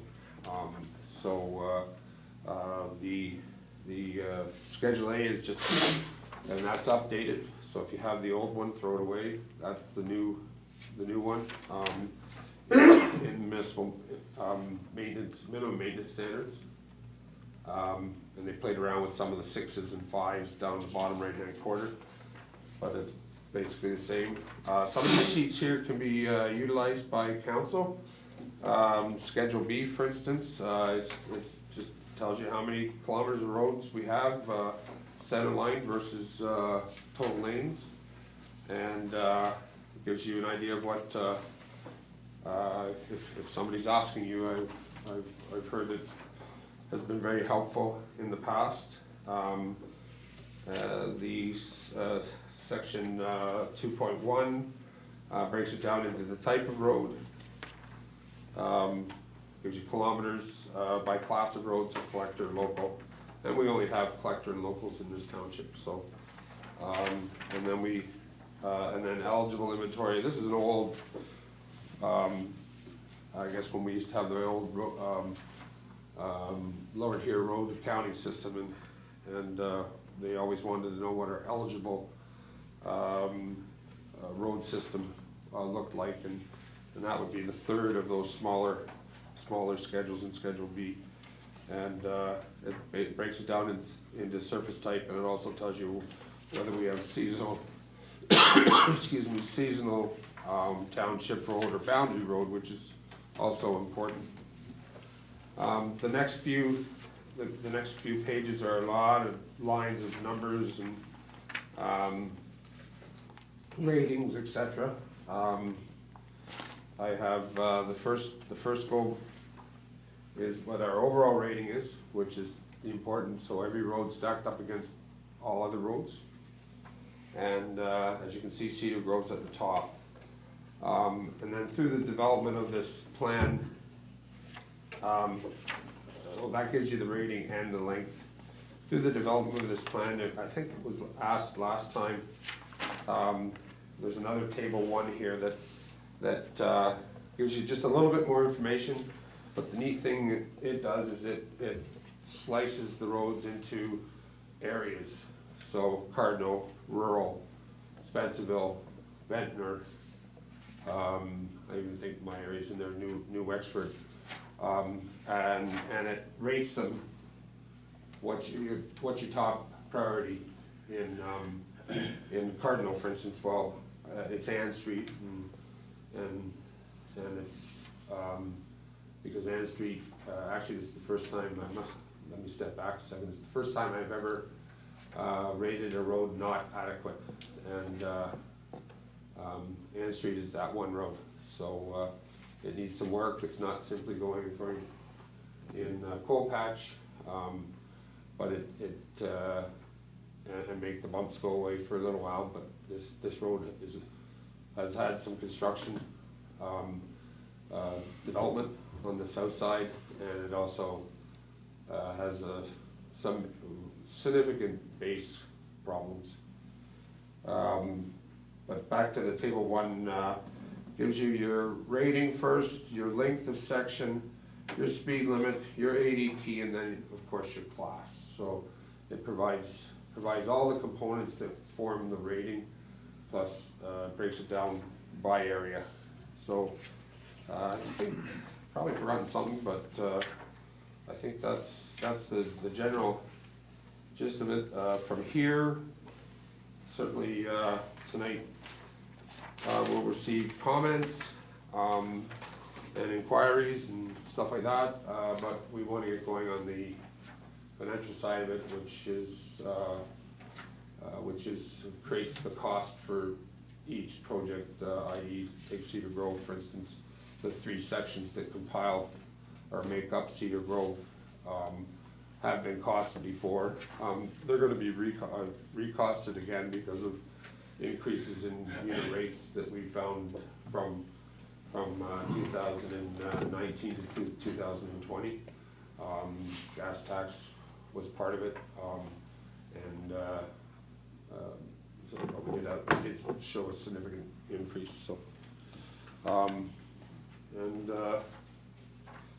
so we'll move forward, and again, the goal here is to get a plan together and make sure that we have an idea only of what level of funding council would be comfortable with, so that we can year over year have similar funding for road reconstruction, road rehabilitation. So you're looking at me funny, but No. it's a wish. I just want clarification on. Sure. It's on table 1, which would be page 49. And, Page 49? yeah, and Yep. you've got the headings, rating, and then length, what is AADT? What does that stand for? Annual average daily traffic. It's a factored number, from your general, so if you get, let's say 1,000 cars a day. Okay, through- well, this through has a measure- number, this. Yeah. Wait a minute now. Yeah, this, we'll just take Ann Street, the first Okay. one. It's got a count of 49. Yes. It's got a speed of 40, which I believe should be 50, but anyway, so tell me, what does the 49 mean? 49 means you have on average 49 cars a day on that. Okay, Okay, I will note that Ann Street's never been measured. There's also a formula I can use to calculate how many cars a day. So that would be a formula that I use to calculate. and then it's a class 6. Class 6. That's not, that number 6 is not a priority in any way. That's just a class of the road. Just a class of the road. Yep. Okay. Okay. And that refers to this sheet here, Mr. Chair. Somewhere here. Yeah, this sheet right here, Mr. Chair. That's the okay. matrix that I would use to get that class. That, I believe, is the very last page. Do you have a page number on that? That'd be 34, sir. 34. 34. Yep, this sheet. And it comes right from the legislation. So it's 34, and it's a matrix, with speed Okay, yeah, or, all right, okay. traffic counts. Yes, actually, I saw that. Yeah. Anyway, I have some more questions, but I'm going to wait on that, to bring them up after, because someone else may ask the same question, so I'll wait in line. Thank you for the briefing update. I'll open the floor to questions, and I'll start to my right with Mr. Bush. Do you have any concerns or questions for the manager? Could you just go over the road rating, how you got that number, just quick? It's a big, long formula, Okay, and it takes, the road rating okay, is many factors. Starts with drainage, base, surface, and there's a ton of other more. okay, And that adds up into one side of the formula, okay, gives you an answer. Then factored into that is your ADT okay, and your class of road. okay, So the higher the class, it's weighted so that it pulls it. So if I have two roads that are number 1, how do I make the decision? Well, this makes the decision for you. It actually takes the lower road in my left hand, puts it down here, and the higher road in my right hand up here. So okay, it's So- from the old written system. okay, all right. So, depending on the class and the speed and the AADT, your road rating, okay, all right, Okay. all right, that's good, thank you. Mr. Packwood? No, he answered it for me. Counselor Hunter? I won't go into all the questions on the road study here, because I think I've been over it pretty carefully. I think there's an awful lot of errors in it. The classification of some of the roads, road grading. I think there's a few of them that their numbers are off on their transportation too. I just was over it last night, and I was looking at one here in Cardinal, John Street, New Street to Lewis Street, 1,310 cars a day. I don't think so. John to New. That was measured. So that is actual traffic count. Yes, but The that's, rest of Lewis Street only has 299 or so on it, so how do you get one section have Lewis- 1,300 no, and that another 300? section you just mentioned is all the trucks going All into the Casco. green. Yeah, That's all Casco. They gotta go someplace after they go off that. Where do they go? It drops from 1,300 to the next section to 300. But that section No, still, they go, They go into the go parking left. lot. they go left, Yeah. and then Lewis Street actually carries south to James. no, it doesn't. Yes, it New does. Street does. Well, so does new, but so does, Oh, yeah, News, yeah. yes, Yeah, New Street on the next block over, but yeah, Lewis Street actually carries south as that's well. correct. Yeah. So then that's a residential block. So 1,300 is a fairly good number for well, when we did it in Which the is the past. residential block? On here? You know where the road veers left? Right? Well. And goes, and actually is part of John Street? Well, what, the section that the counselor just brought up was New Street to Lewis Street, New Street to Lewis, to Lewis Street. yeah. And my understanding is that it's a county road right to the railroad tracks. Yeah. That's the section that he just talked about. Yep. From Lewis to New. That's why I'm wondering why. Yeah. And then, That's county road. On down through, we got Marine Station Road listed on here that we give up looking after it 6 years ago, so, It still falls in our inventory because it's a boundary road. not a boundary road. It's in our boundary road agreement. It's a boundary road. We- It's 200 yards It's inside. really the not a South boundary Dundas. road. No, but it is a boundary road, even though it's inside our township, or their township. It's a boundary road between two townships. It's not on the line, and we did give it up and trade it for Stafford Road, but it's still it's classified as a boundary road. And we're not responsible for it, so it shouldn't be in our road study.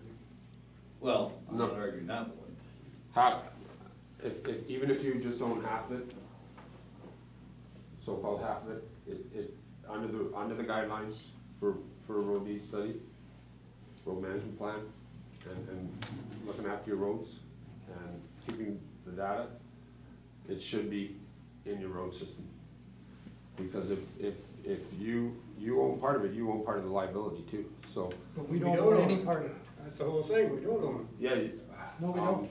No, we don't. Our boundary line is 200 yards. Yes, To the west, to the west. Yep. We had an agreement We had with a South great- Dundas to do some maintenance work. And that's all it was an agreement. No, that's No. wrong. I have the bylaw that Well, makes it part of the boundary road agreement. And actually, you just,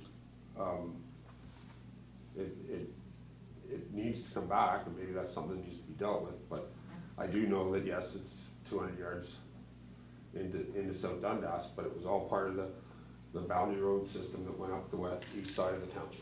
That was an agreement we had with them, but that was an agreement was struck with Matilda Township 35 years ago when I was on council, but we never assumed the road, we just assumed that we do part maintenance on it. It still always belonged to Matilda, and now it belongs to South Dundas.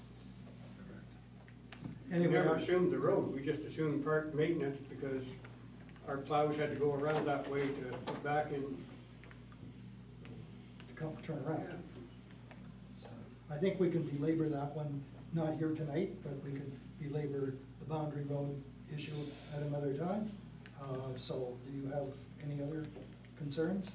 No, I think that when we're doing our budget, we need to seriously look at some of the ratings, some of the roads. I question some of the streets in Spencerville here, the way some of the rated a lot higher for maintenance than other ones, that if you just have to drive over them and you question how that didn't come up, so. Okay.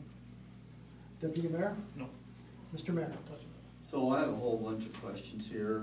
So the very first question that I have is that on my desk at home, I keep a copy of the 2016 roads management study.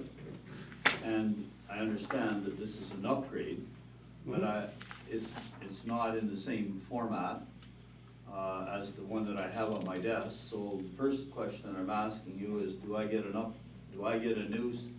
new report? That's the first question. And a new report, In the same format as the one that I've got on my desk from 2016. okay? There will be additions to this, if that's what you're asking, but this is pretty much the same format, with some changes to Appendix A. Because we were asked for them last time. There will be the financial side in here, if that, I'm sort of, Okay, so the answer is unclear at this point. I'm no, it's not unclear, there will be a fully published new report. It won't likely be exactly the same, because we've changed some things, but at the same time, the same information will be there. Okay, so now I'm on page, through the chair, I'm on page 33 of 60. So, the first question I want to ask is, why do our high-class bituminous go from 115.73 kilometers down to 106.45 kilometers? In other words, it looks like our high-class roads have, or our kilometers of high-class road is reduced, and I don't understand why that would happen. Part of it's answered, through the chair, Mr. Mayor, part of it's answered in item 1 below. There was a section of road counted twice. And the 115 down to 106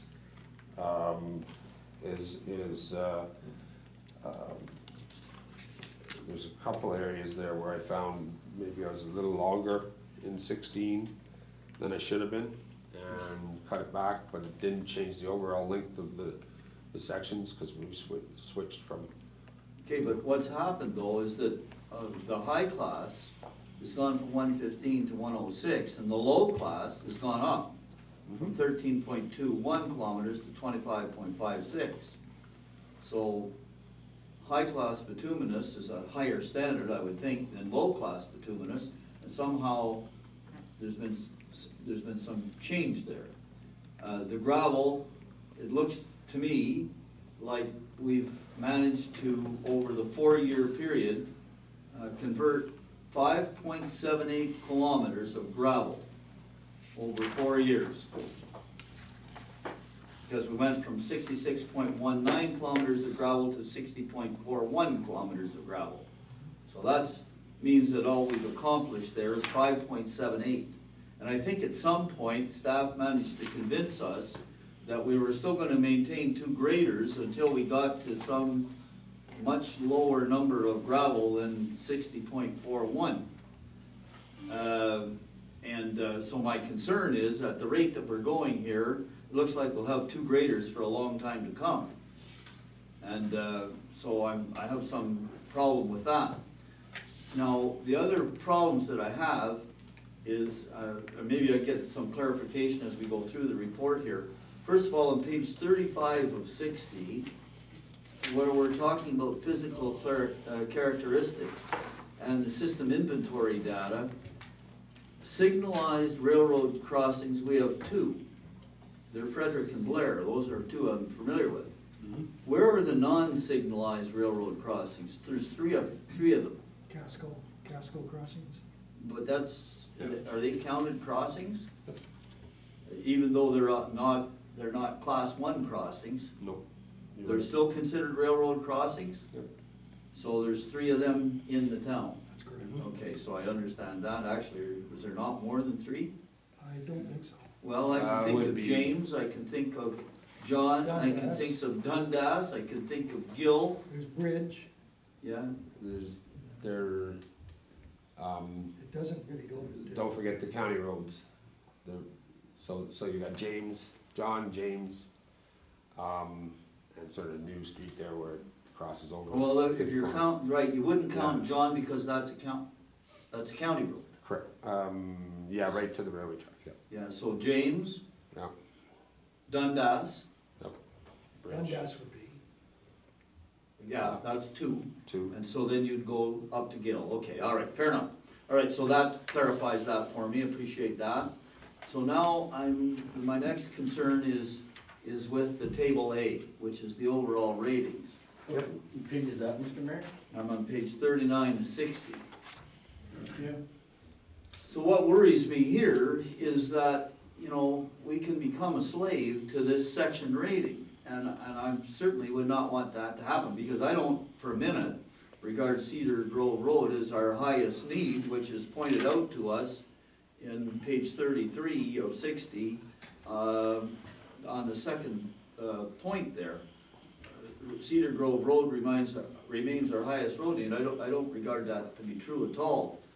The section between Fraser and Noe is rated 77.94, which is the highest rating on this table. And, you know, obviously, traffic count has a great deal to do with it. And so I look at something like just below, still on table A, on page 39, I look at Riverview Crescent. And Riverview Crescent is a short little crescent that goes from County Road 2 to County Road 2 in New Wexford. It's 0.2 kilometers long, and look at the rating on it, it's 48.76. Obviously, traffic count has a big impact on that rating, but that traffic count is all 99.9% those residences coming and going. It won't be. Well, it won't be, but it is right now, so let's not get into that. You know, it is right now, that's what it is. And look at how high it's rated. Is there anybody in here that would say that that's highly rated over something like Waddell Street? And I haven't even been able to find Waddell Street on this table A yet. Well, that's because I didn't spend much time looking. But from Waddell Street, from Dundas to Canal Street, is rated 33.79. Look at how far down the list it is. We wouldn't get down there for about 17 years by the look of this rating schedule. I mean, The rating schedule is there as a guidance, Mr. Mayor. I hope so. It also is there to limit your liabilities, mitigate them. How's that help? To show you that these are your highest rated roads, and that if there's any, you know, there's an issue with anything on the roadway that causes accidents, you should look at repairing it. Well, hang on one second. That doesn't mitigate my risk, it increases my risk. Because this clearly says that if there was an accident on Cedar Grove Road, I should have been doing something with it, because it's the highest rated road in the table. Well, and with the traffic volumes that are on that road, there's more likelihood of an accident, so you're right. We should be doing something with it. But this is the start of the process, it's not, we're trying to. I understand that. Throw the data out there, and we use the data to help us with programs, help us with our budget, and it's very important to have the input and questions like you're asking.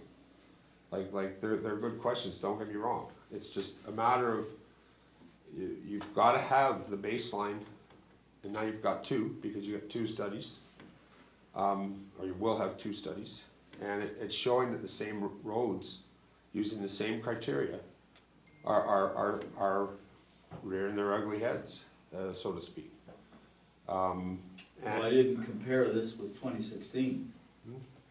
I didn't compare, looking at table A, I certainly didn't take the time to compare the table A, which is the overall rating, with the 2016 study. I don't know how you go about doing that. I think that would be an interesting study. I wouldn't ask anybody to do it, because to go down this sheet, how many road sections did you say? I think there's 370.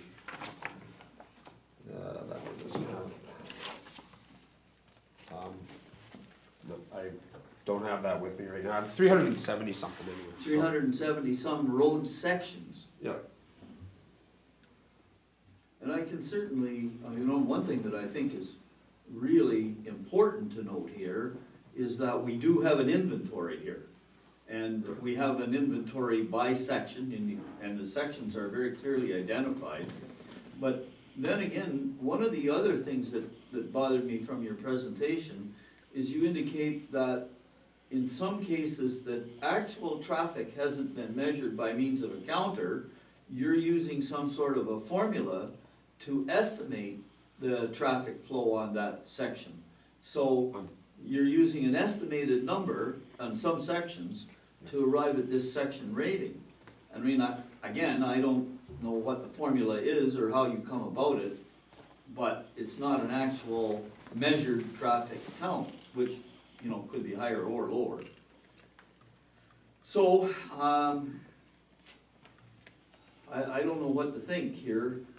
Here's Canal Street on this very first page, from Bridge Street to Waddell Street, 0.4, it's rated 44.23, and we just saw from the previous discussion that is going to cost us, Canal Street, that is going to cost us $6,250 to do that. But, I mean, $6,250, how far would we get even with $1 million on this sheet? I mean, we could blow it all on Cedar Grove Road. And theoretically, that's what this is telling us. Spend $1 million or two on Cedar Grove Road, and you wouldn't have a penny left for anything else. so let me direct you to the other table, and the reason we did that, which starts on page 49. We did it by area, because we recognize that comment. We recognize the fact behind that comment, that we can't do all our work in one area. We have to move the work around. So this one shows you what you have in Cardinal. Flip over a few pages. I believe it's going to be Johnstown, yep, and then rural, and then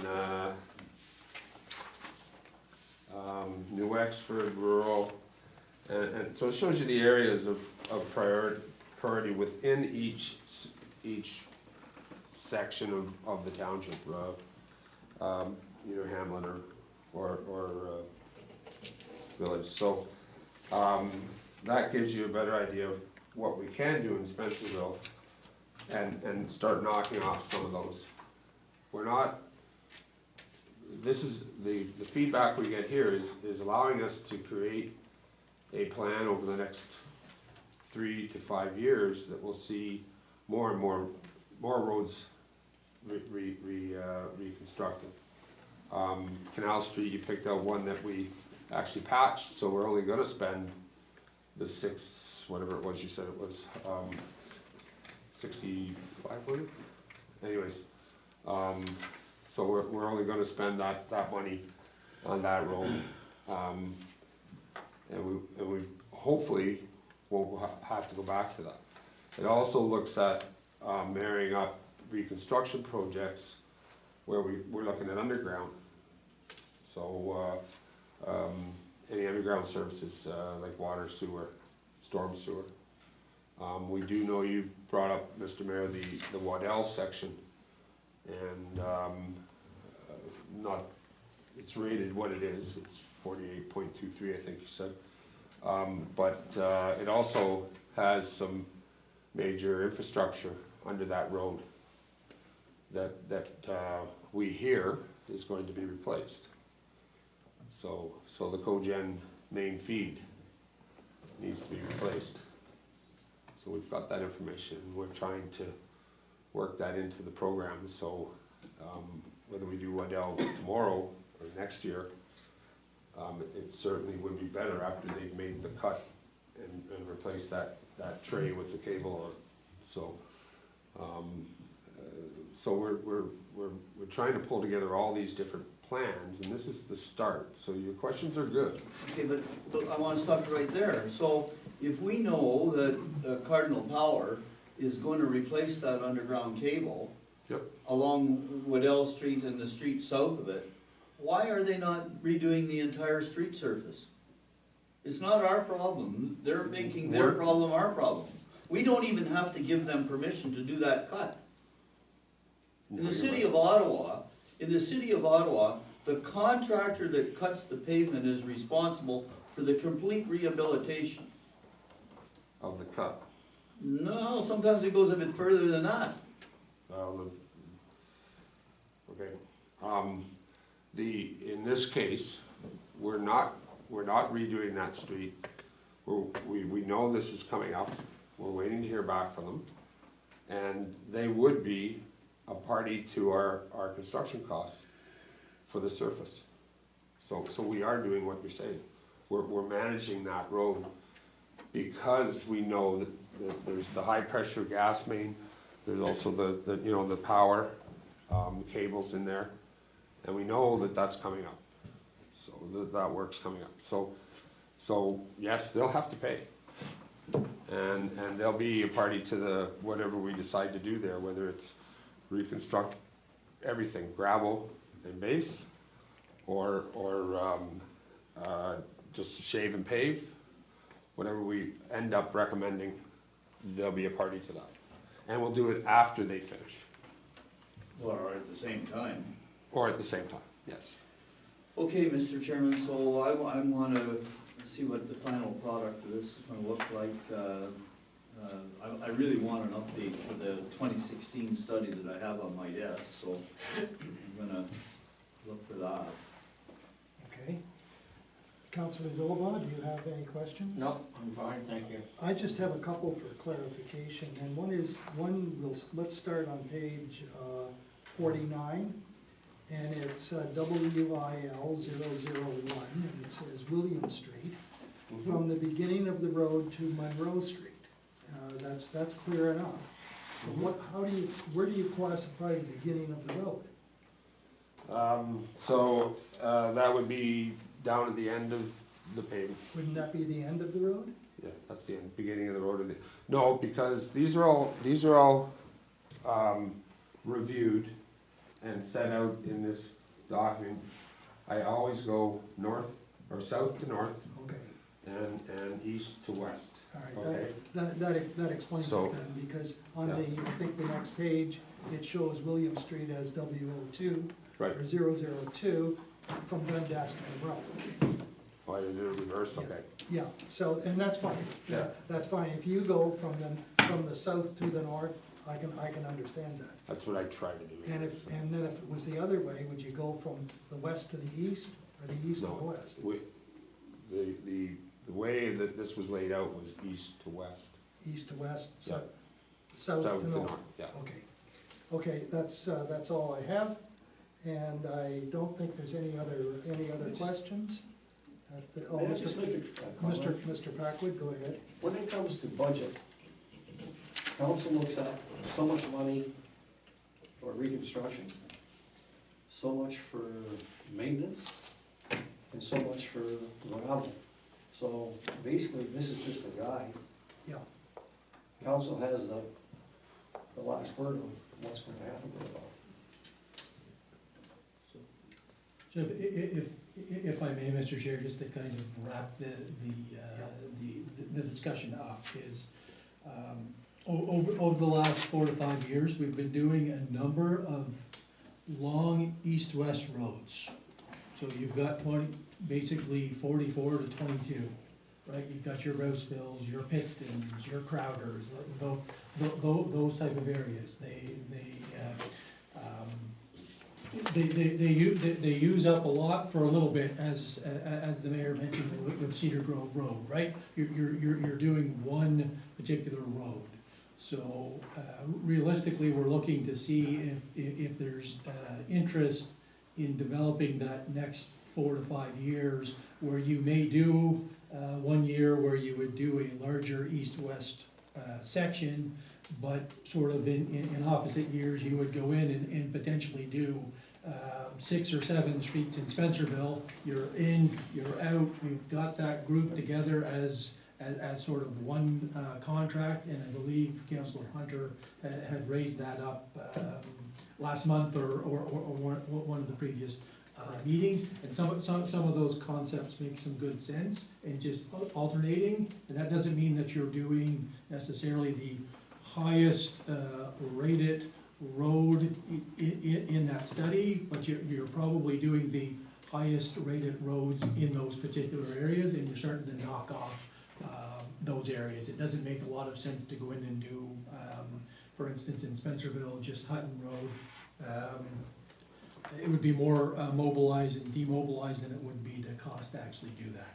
So I think if you can lump them all together into a bigger project in an area, and if that seems like that might be a direction to go, we'll try to build that plan that works that in. So, Mr. Chairman, a comment, not a bad idea, the year after the election, but not the year before the election.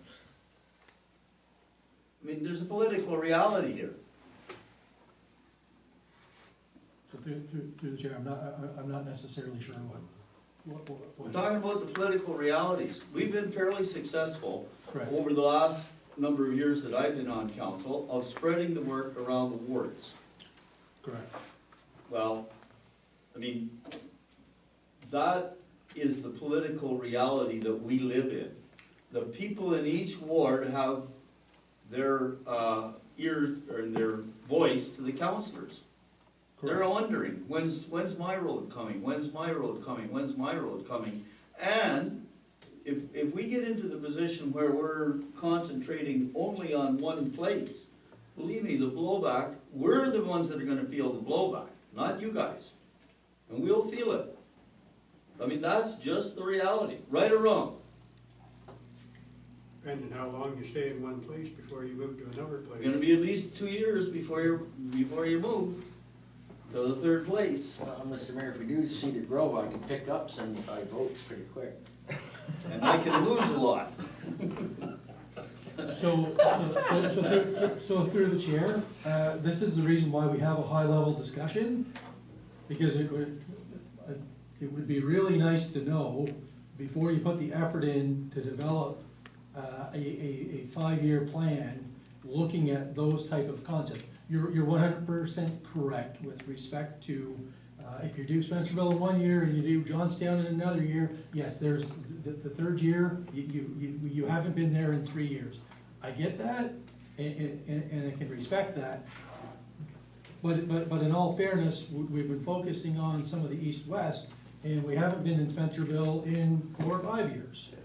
And by the sound of things, the whole concept of converting gravel to hard surface is out. Because I haven't heard a word during the discussion this evening about attention on gravel sections. And here we are over a 4-year period, and what did I say, how much gravel have we managed to convert? Had the number here, 5.78 kilometers. Haven't made a heck of a lot of headway. But I mean, I'm not arguing with the program that we've done so far. I mean, we've accomplished a lot, I understand that. But, I mean, and the priorities here, I mean, I realize that there are a number of priorities. How we sort our way through them, I don't know, but I sure as heck wouldn't want to be faced with a proposal from staff that we're gonna spend $1 million in one geographic area in one season. I wouldn't want to be faced with having to fight staff on a concept like that. I don't think that'd be fair to me. I don't think that's really what staff is saying. What they're saying is that 1 year maybe we could do an east-west road that is $1 million thing, the Cedar Grove Road. And maybe another year we do half a kilometer of road in Spencerville here that would take up 2 or 3 little roads and maybe 2 sections in Johnstown, Riverview Heights Road and a chunk of Sophia Street or something that's maybe another $150,000 that we maybe look at doing one major job one year, and the next year look at making, instead of doing a major job, that we pick up a bunch of these smaller roads and finish them. And I get that you wanna convert gravel to asphalt, but we can't lose the asphalt we got by just concentrating on trying to get more asphalt down and not looking after the asphalt that we already have. And, you know, I'm, you know, this discussion is gonna go on for a long time at budget time, and I understand that. But you know, one of the things that was missing totally from the discussion about, when I was talking about table A and the way the road is rated, the section ratings, one of the things that I did not hear, and maybe it was only because Mr. Guest forgot to mention it, but, you know, he mentioned traffic count, and he mentioned speed, and a number of other factors, but what role does surface condition play in that rating, in that section rating? When you spoke to Mr. Bush, you said there are quite a number of factors involved, but road surface condition was not one of them that you mentioned. Mr. Chair, through the chair, I might have not mentioned it to Mr. Bush, but it is it actually comes up in two places, surface, and the condition of the surface, and then the general surface. And it's part of the formula that rates the roads. So that's embedded in these numbers. That's embedded in these numbers. I will tomorrow send out to everybody a sheet that shows you the ratings for one of the, I'll pick a road, okay? Or tell me what road you want me to pick. I'll send it out to you and you can see the different factors that are on there, okay? Fair enough, yeah. And this is only representing needs. The political side, that's your guys, okay? And out of that, together. but well, and that's what we're trying to do, is work together. But we can only give you the needs, okay? And that's what you have in front of you. And it means that we're following, and that's the accepted industry standard. Yep. Okay? It's what you do with it that counts. Exactly, and that's why we want to start the dialogue now and get feedback before we put numbers in, and came back to council with something like, you know, is it what you want? And the go forward here is the thing. It's not what's happened in the past. It's to go forward and make a better road system. Good introduction to the question, Mr. Chairman. Thank you. Okay, I hear no other concerns or questions, so I'd like to move on to 7I, which again is Public Works Operations, and it's the 2020 HMP Contract Summary of Expenses, and it's on pages 59 to 60, and there's no recommendation. And could I have a speaker just to highlight the short briefing note? This is just a summary of our road, capital road program this year. And there was some changes, so it was felt that we should put this in a summary form back to council so they can see how the changes worked out. And yeah, there's no recommendation, and the numbers are there. We're going to with a statement that says that we will be able to pick up this from the current operating, I think is what it says. Okay. Okay, questions, concerns? I'm going to start with Councillor Dillabaugh, if he has any. No, I'm good. Mr. Mayor?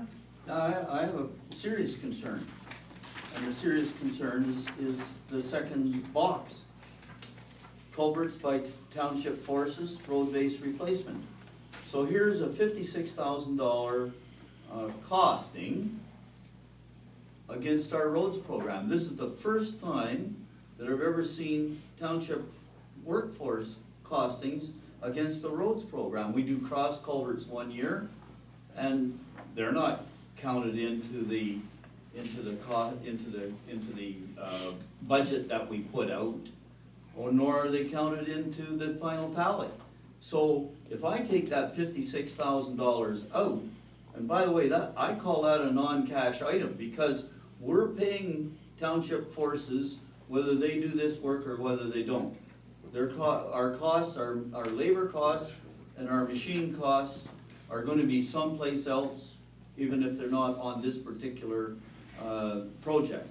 So when I take that $56,000 out of this, what is it? I get this road program coming up at 461 plus 18 at 479, so pretty close to budget at 521.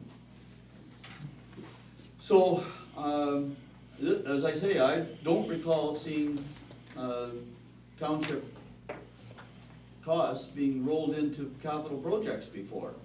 Maybe they have been, but it hasn't been, I certainly haven't noticed it as a separate item.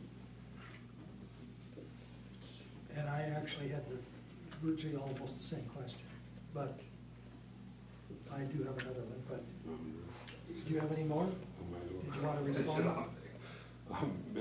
Sorry, Mr. Chair, through the chair, there are no labor costs in those numbers. That's the cost of the culverts and the cost of the road-based repairs. So cost of culverts includes the culvert and the granular material. No machine time in there, that's all, he's quite right, we've never shown it that way, but we do our own culverts in our capital projects. So there was 4 large culverts in this project this year. So that's the 25,000. And the road-based repair, if before we started the road-based repair, I calculated what it would have cost to have our contractor do it, and it's 4 times that amount, like 31,000. So it's just shown as materials, and I apologize for the maybe being worded incorrectly, but there's no labor, no machine time. Okay, so fair enough, but I'm going to Weir Road, for example. Do we do the same thing on Weir Road? Yes, sir. Okay, well, again, it was not pointed out to me that it was part of the capital cost. And I did not see it as part of the capital cost. So through the chair, I recall those projects last year, and it was listed as hot mix contract, and then culvert replacement, Yes, and it cost, and it. So it was? It was all detailed out. Okay, Yes. just as material. Correct. Those material No costs that labor. are over, no labor. Okay, fair enough. Yeah, labor is included, but because those culverts are required to be replaced at the same time of the project, we incorporate that into that capital. Okay, fair enough. The same in Ventnor this year? Ventnor, yes, yes, all those costs are, Okay, so these costs here are for all, for fair enough. Safford as well. Safford as well, yeah. Fair enough. Okay, I'm just gonna jump in quickly. I have a question regarding number 3 on equipment rentals. I see we're renting a vibrator packer for almost $9,000. What are they to buy? If we own, 225,000. oh, that much? Yeah, Okay. they don't want to buy those, Okay, and they're very costly okay. for maintenance. Now, High maintenance. the electric sign boards, I was looking at this and I remember our discussion at budget where council actually turned down the purchase of the signboards. But you know, if we bought signboards now and advertised something to do with COVID, could we not cover that under the COVID, money that we got? Just a suggestion, staff, don't want an answer. Just some food for thought. I appreciate it, we'll, Well, Can we buy a couple and put a covert warning sign on Yeah, it absolutely. for 6 months? Yeah, well, you never know, this may go on for another year. The cost of the signboards were double last year's because of COVID. Just FYI for everybody. I see. Deputy Mayor, do you have any? Councillor Hunter? I don't have too much, only just a comment on the breakdown of it there, because our we could contract it all out, we done years ago, the whole job was contracted out, but if we do went to that way, we, as our road superintendent is, hopefully pay a lot more, because any contractor or township's buying the aggregate at a very good price, and if the contractor's gonna do it, then you can figure at least another 25% markup on that they're gonna charge on it, so. Plus he's got labor. We save money big time by doing it ourselves. Okay. Mr. Packwood? Good. And Mr. Bush? Okay, that brings us to the end of the information and action items. The next item on the list is number 8, which is council inquiries and / notices of motion. Do I hear any? Hearing none, thank you. And number 9 is the mayor's report. Mr. Mayor, you're on deck.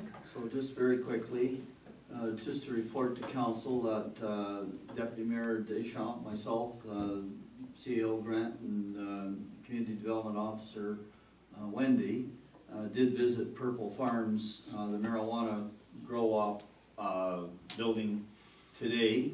And you recall that one of the reasons behind that was that we're kind of interested in what they're going to do with that 2 acres of land that they bought from us, and they had committed themselves to developing that some time ago. That hasn't happened yet, but let me say that they were able to inform us today that they've received verbal approval that they can begin operations in November, mid-November, and they hope to be up and, let's call it, operational by then. And then, depending on their growing seasons, etc., they will have some revenue stream coming to them in about, I would say, probably 3 to 4 to 6 months from now. They'll have a revenue stream from the production of crop. And they did indicate to us in no uncertain terms that they do have plans for that 2 acres, and that the investment that they will make eventually in that 2 acre piece of property will be somewhere in the neighborhood of $10 million.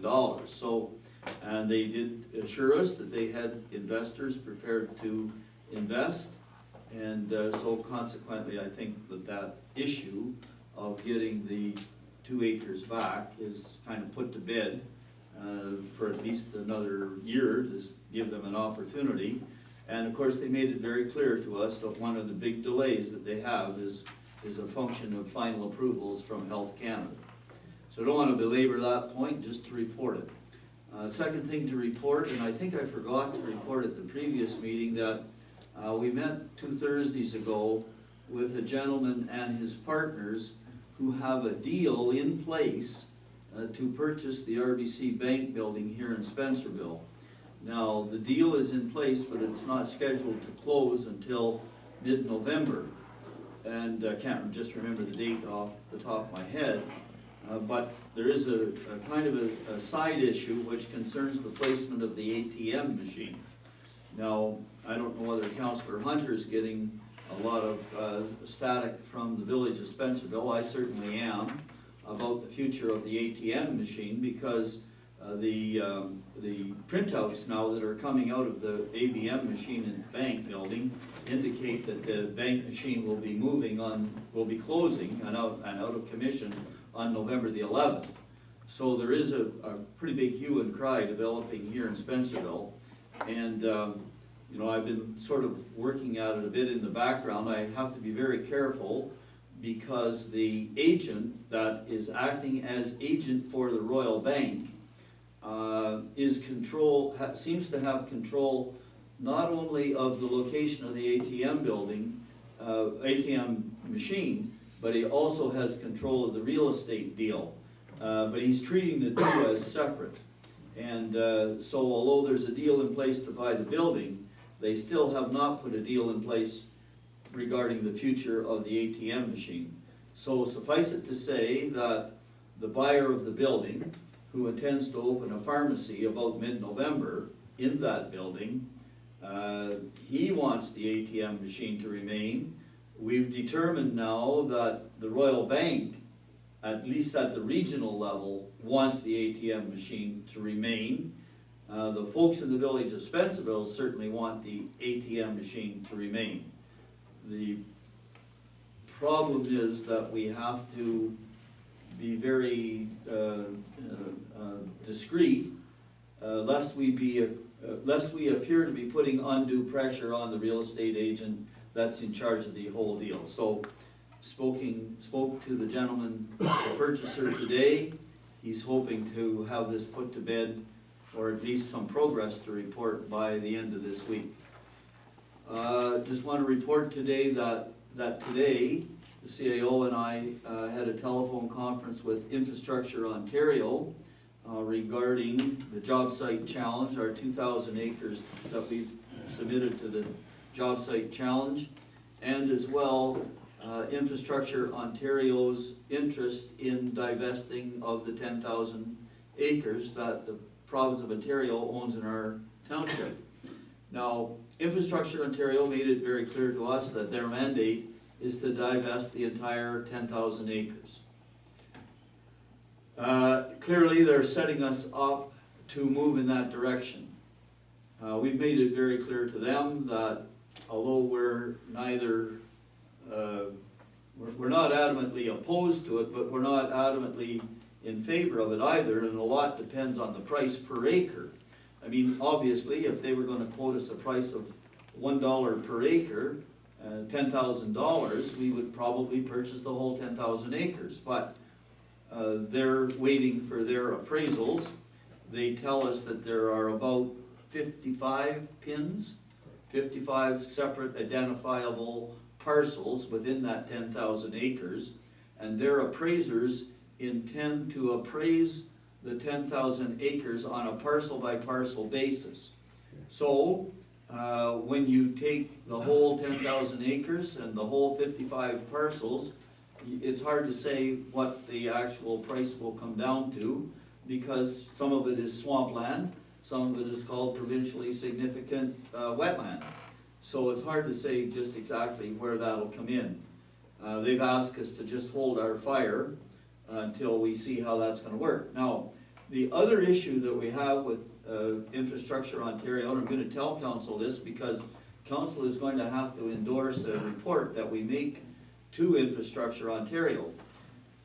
We have to identify to them how these lands would be used for public purposes. Now, clearly, the 2,000 acres that we have identified in the job site challenge, it would be used for public purposes as an economic development tool. How would we justify 800 acres of provincially significant wetland as a public purpose? How would we justify transferring, let's say, 1,000 acres back to farmers as a public purpose? So we indicated to them that we have a real problem there, and that they're probably going to have to go up through the ministry that they report to, which is the Ministry of Commercial and Consumer Relations, and they're probably going to have to get their mandate widened enough that we can tell them, listen, we are a duly elected municipal council, we have decision-making powers, and we are the best ones to judge the ultimate use of that land, or the majority of it. So we're going to be now meeting with our friends from Novatech and our lawyer to try to put a proposal together back to Infrastructure Ontario to try to get their mandate widened a little bit. That's going to be a work in progress, and it's going to take some time. We do have some time, because my most recent conversation with the people that are in charge of the job site challenge tell me that their timeline has shifted a little bit, and they now don't expect to identify the winning sites until sometime in the first quarter of 2021.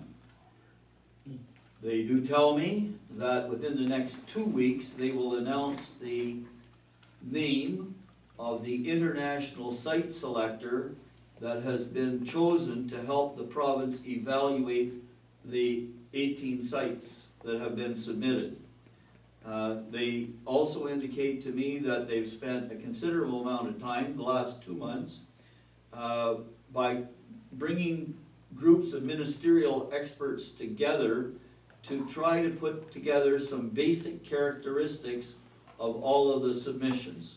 So they've taken each one of the submissions and they've tried to rate it, you know, how close is hydro, how close is water, how close is sewer, how close is da-da-da-da-da-da-da. You get the basic picture. Because they don't want the international site selector to have to do all that basic work. So that's delayed it, and then COVID-19 has delayed it as well. So, other than that, let's say that the process is ongoing.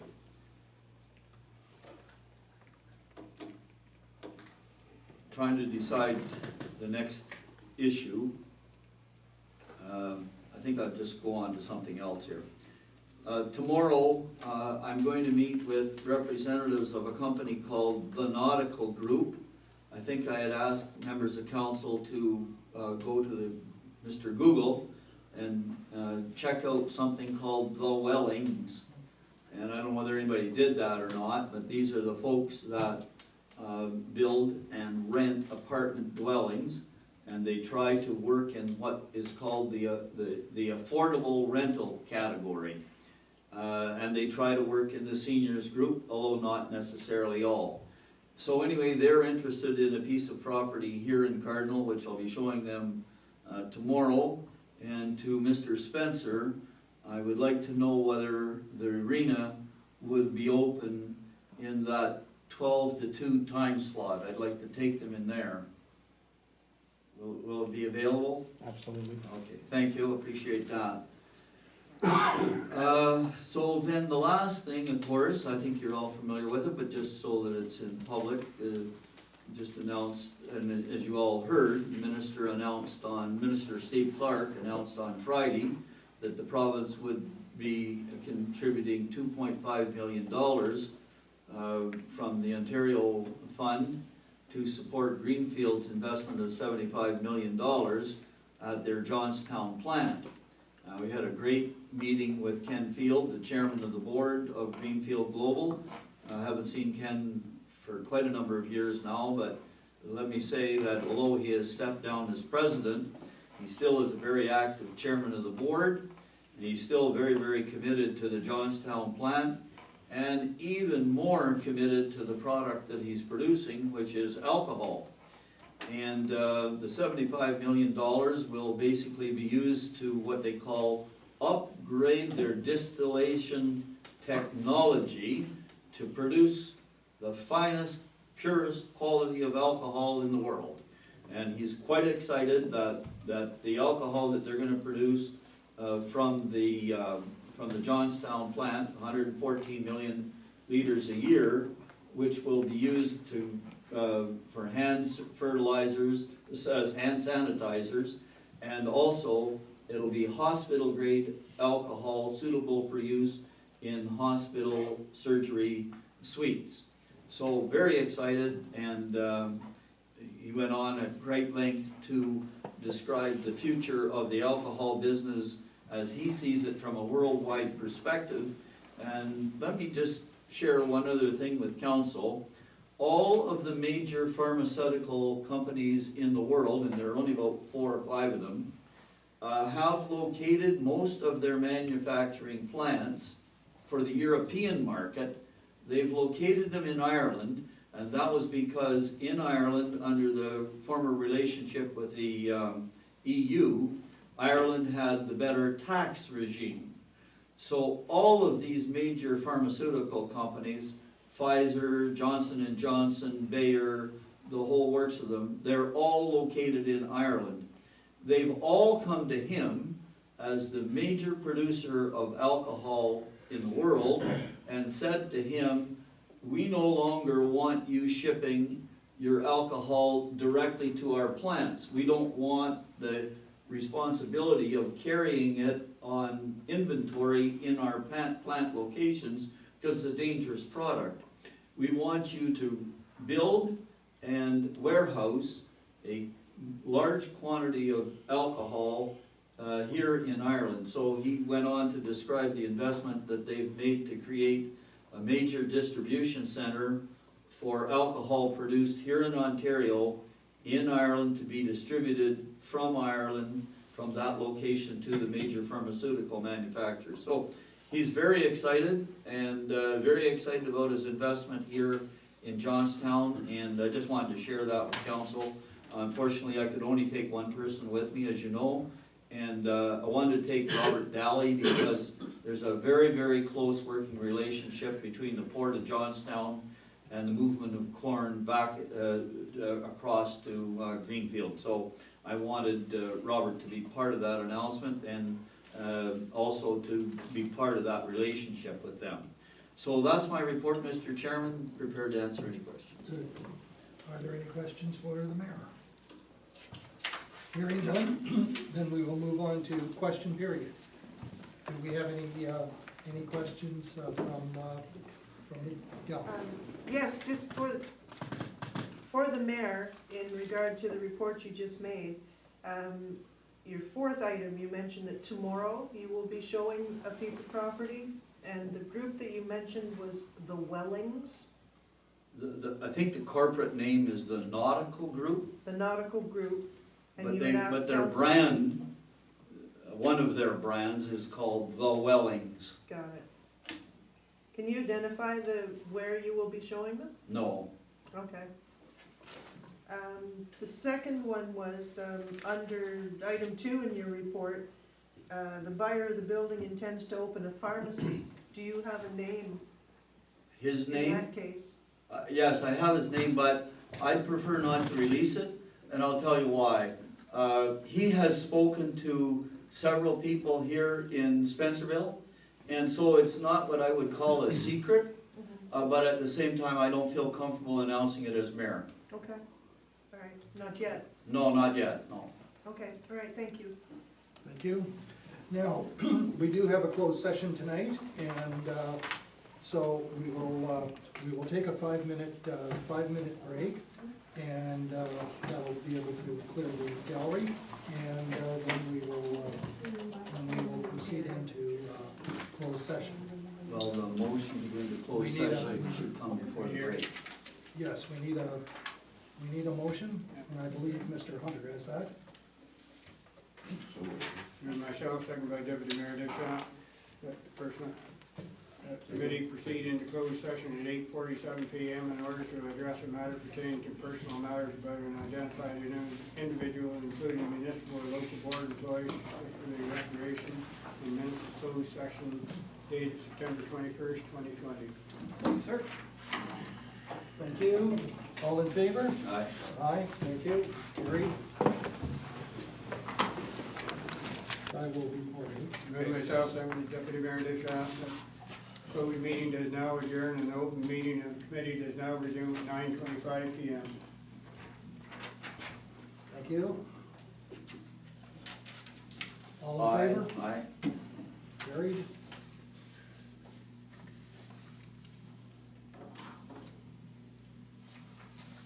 Okay, what have you got next?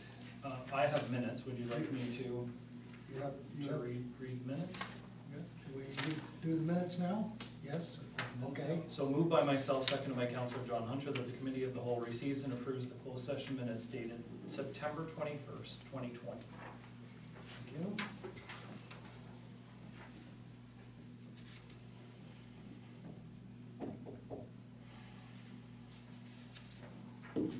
Okay, now I report out of closed. We came out of closed session and we had discussed a personal matter about an identifiable individual, including municipal or local board employees. And we reviewed the minutes of the closed session dated September 21st, 2020. We got the adjournment. And you have the adjournment? Moved by myself and seconded by Mayor Seah that the committee of the whole does now adjourn at 9:26. All in favor? Aye. And we are adjourned.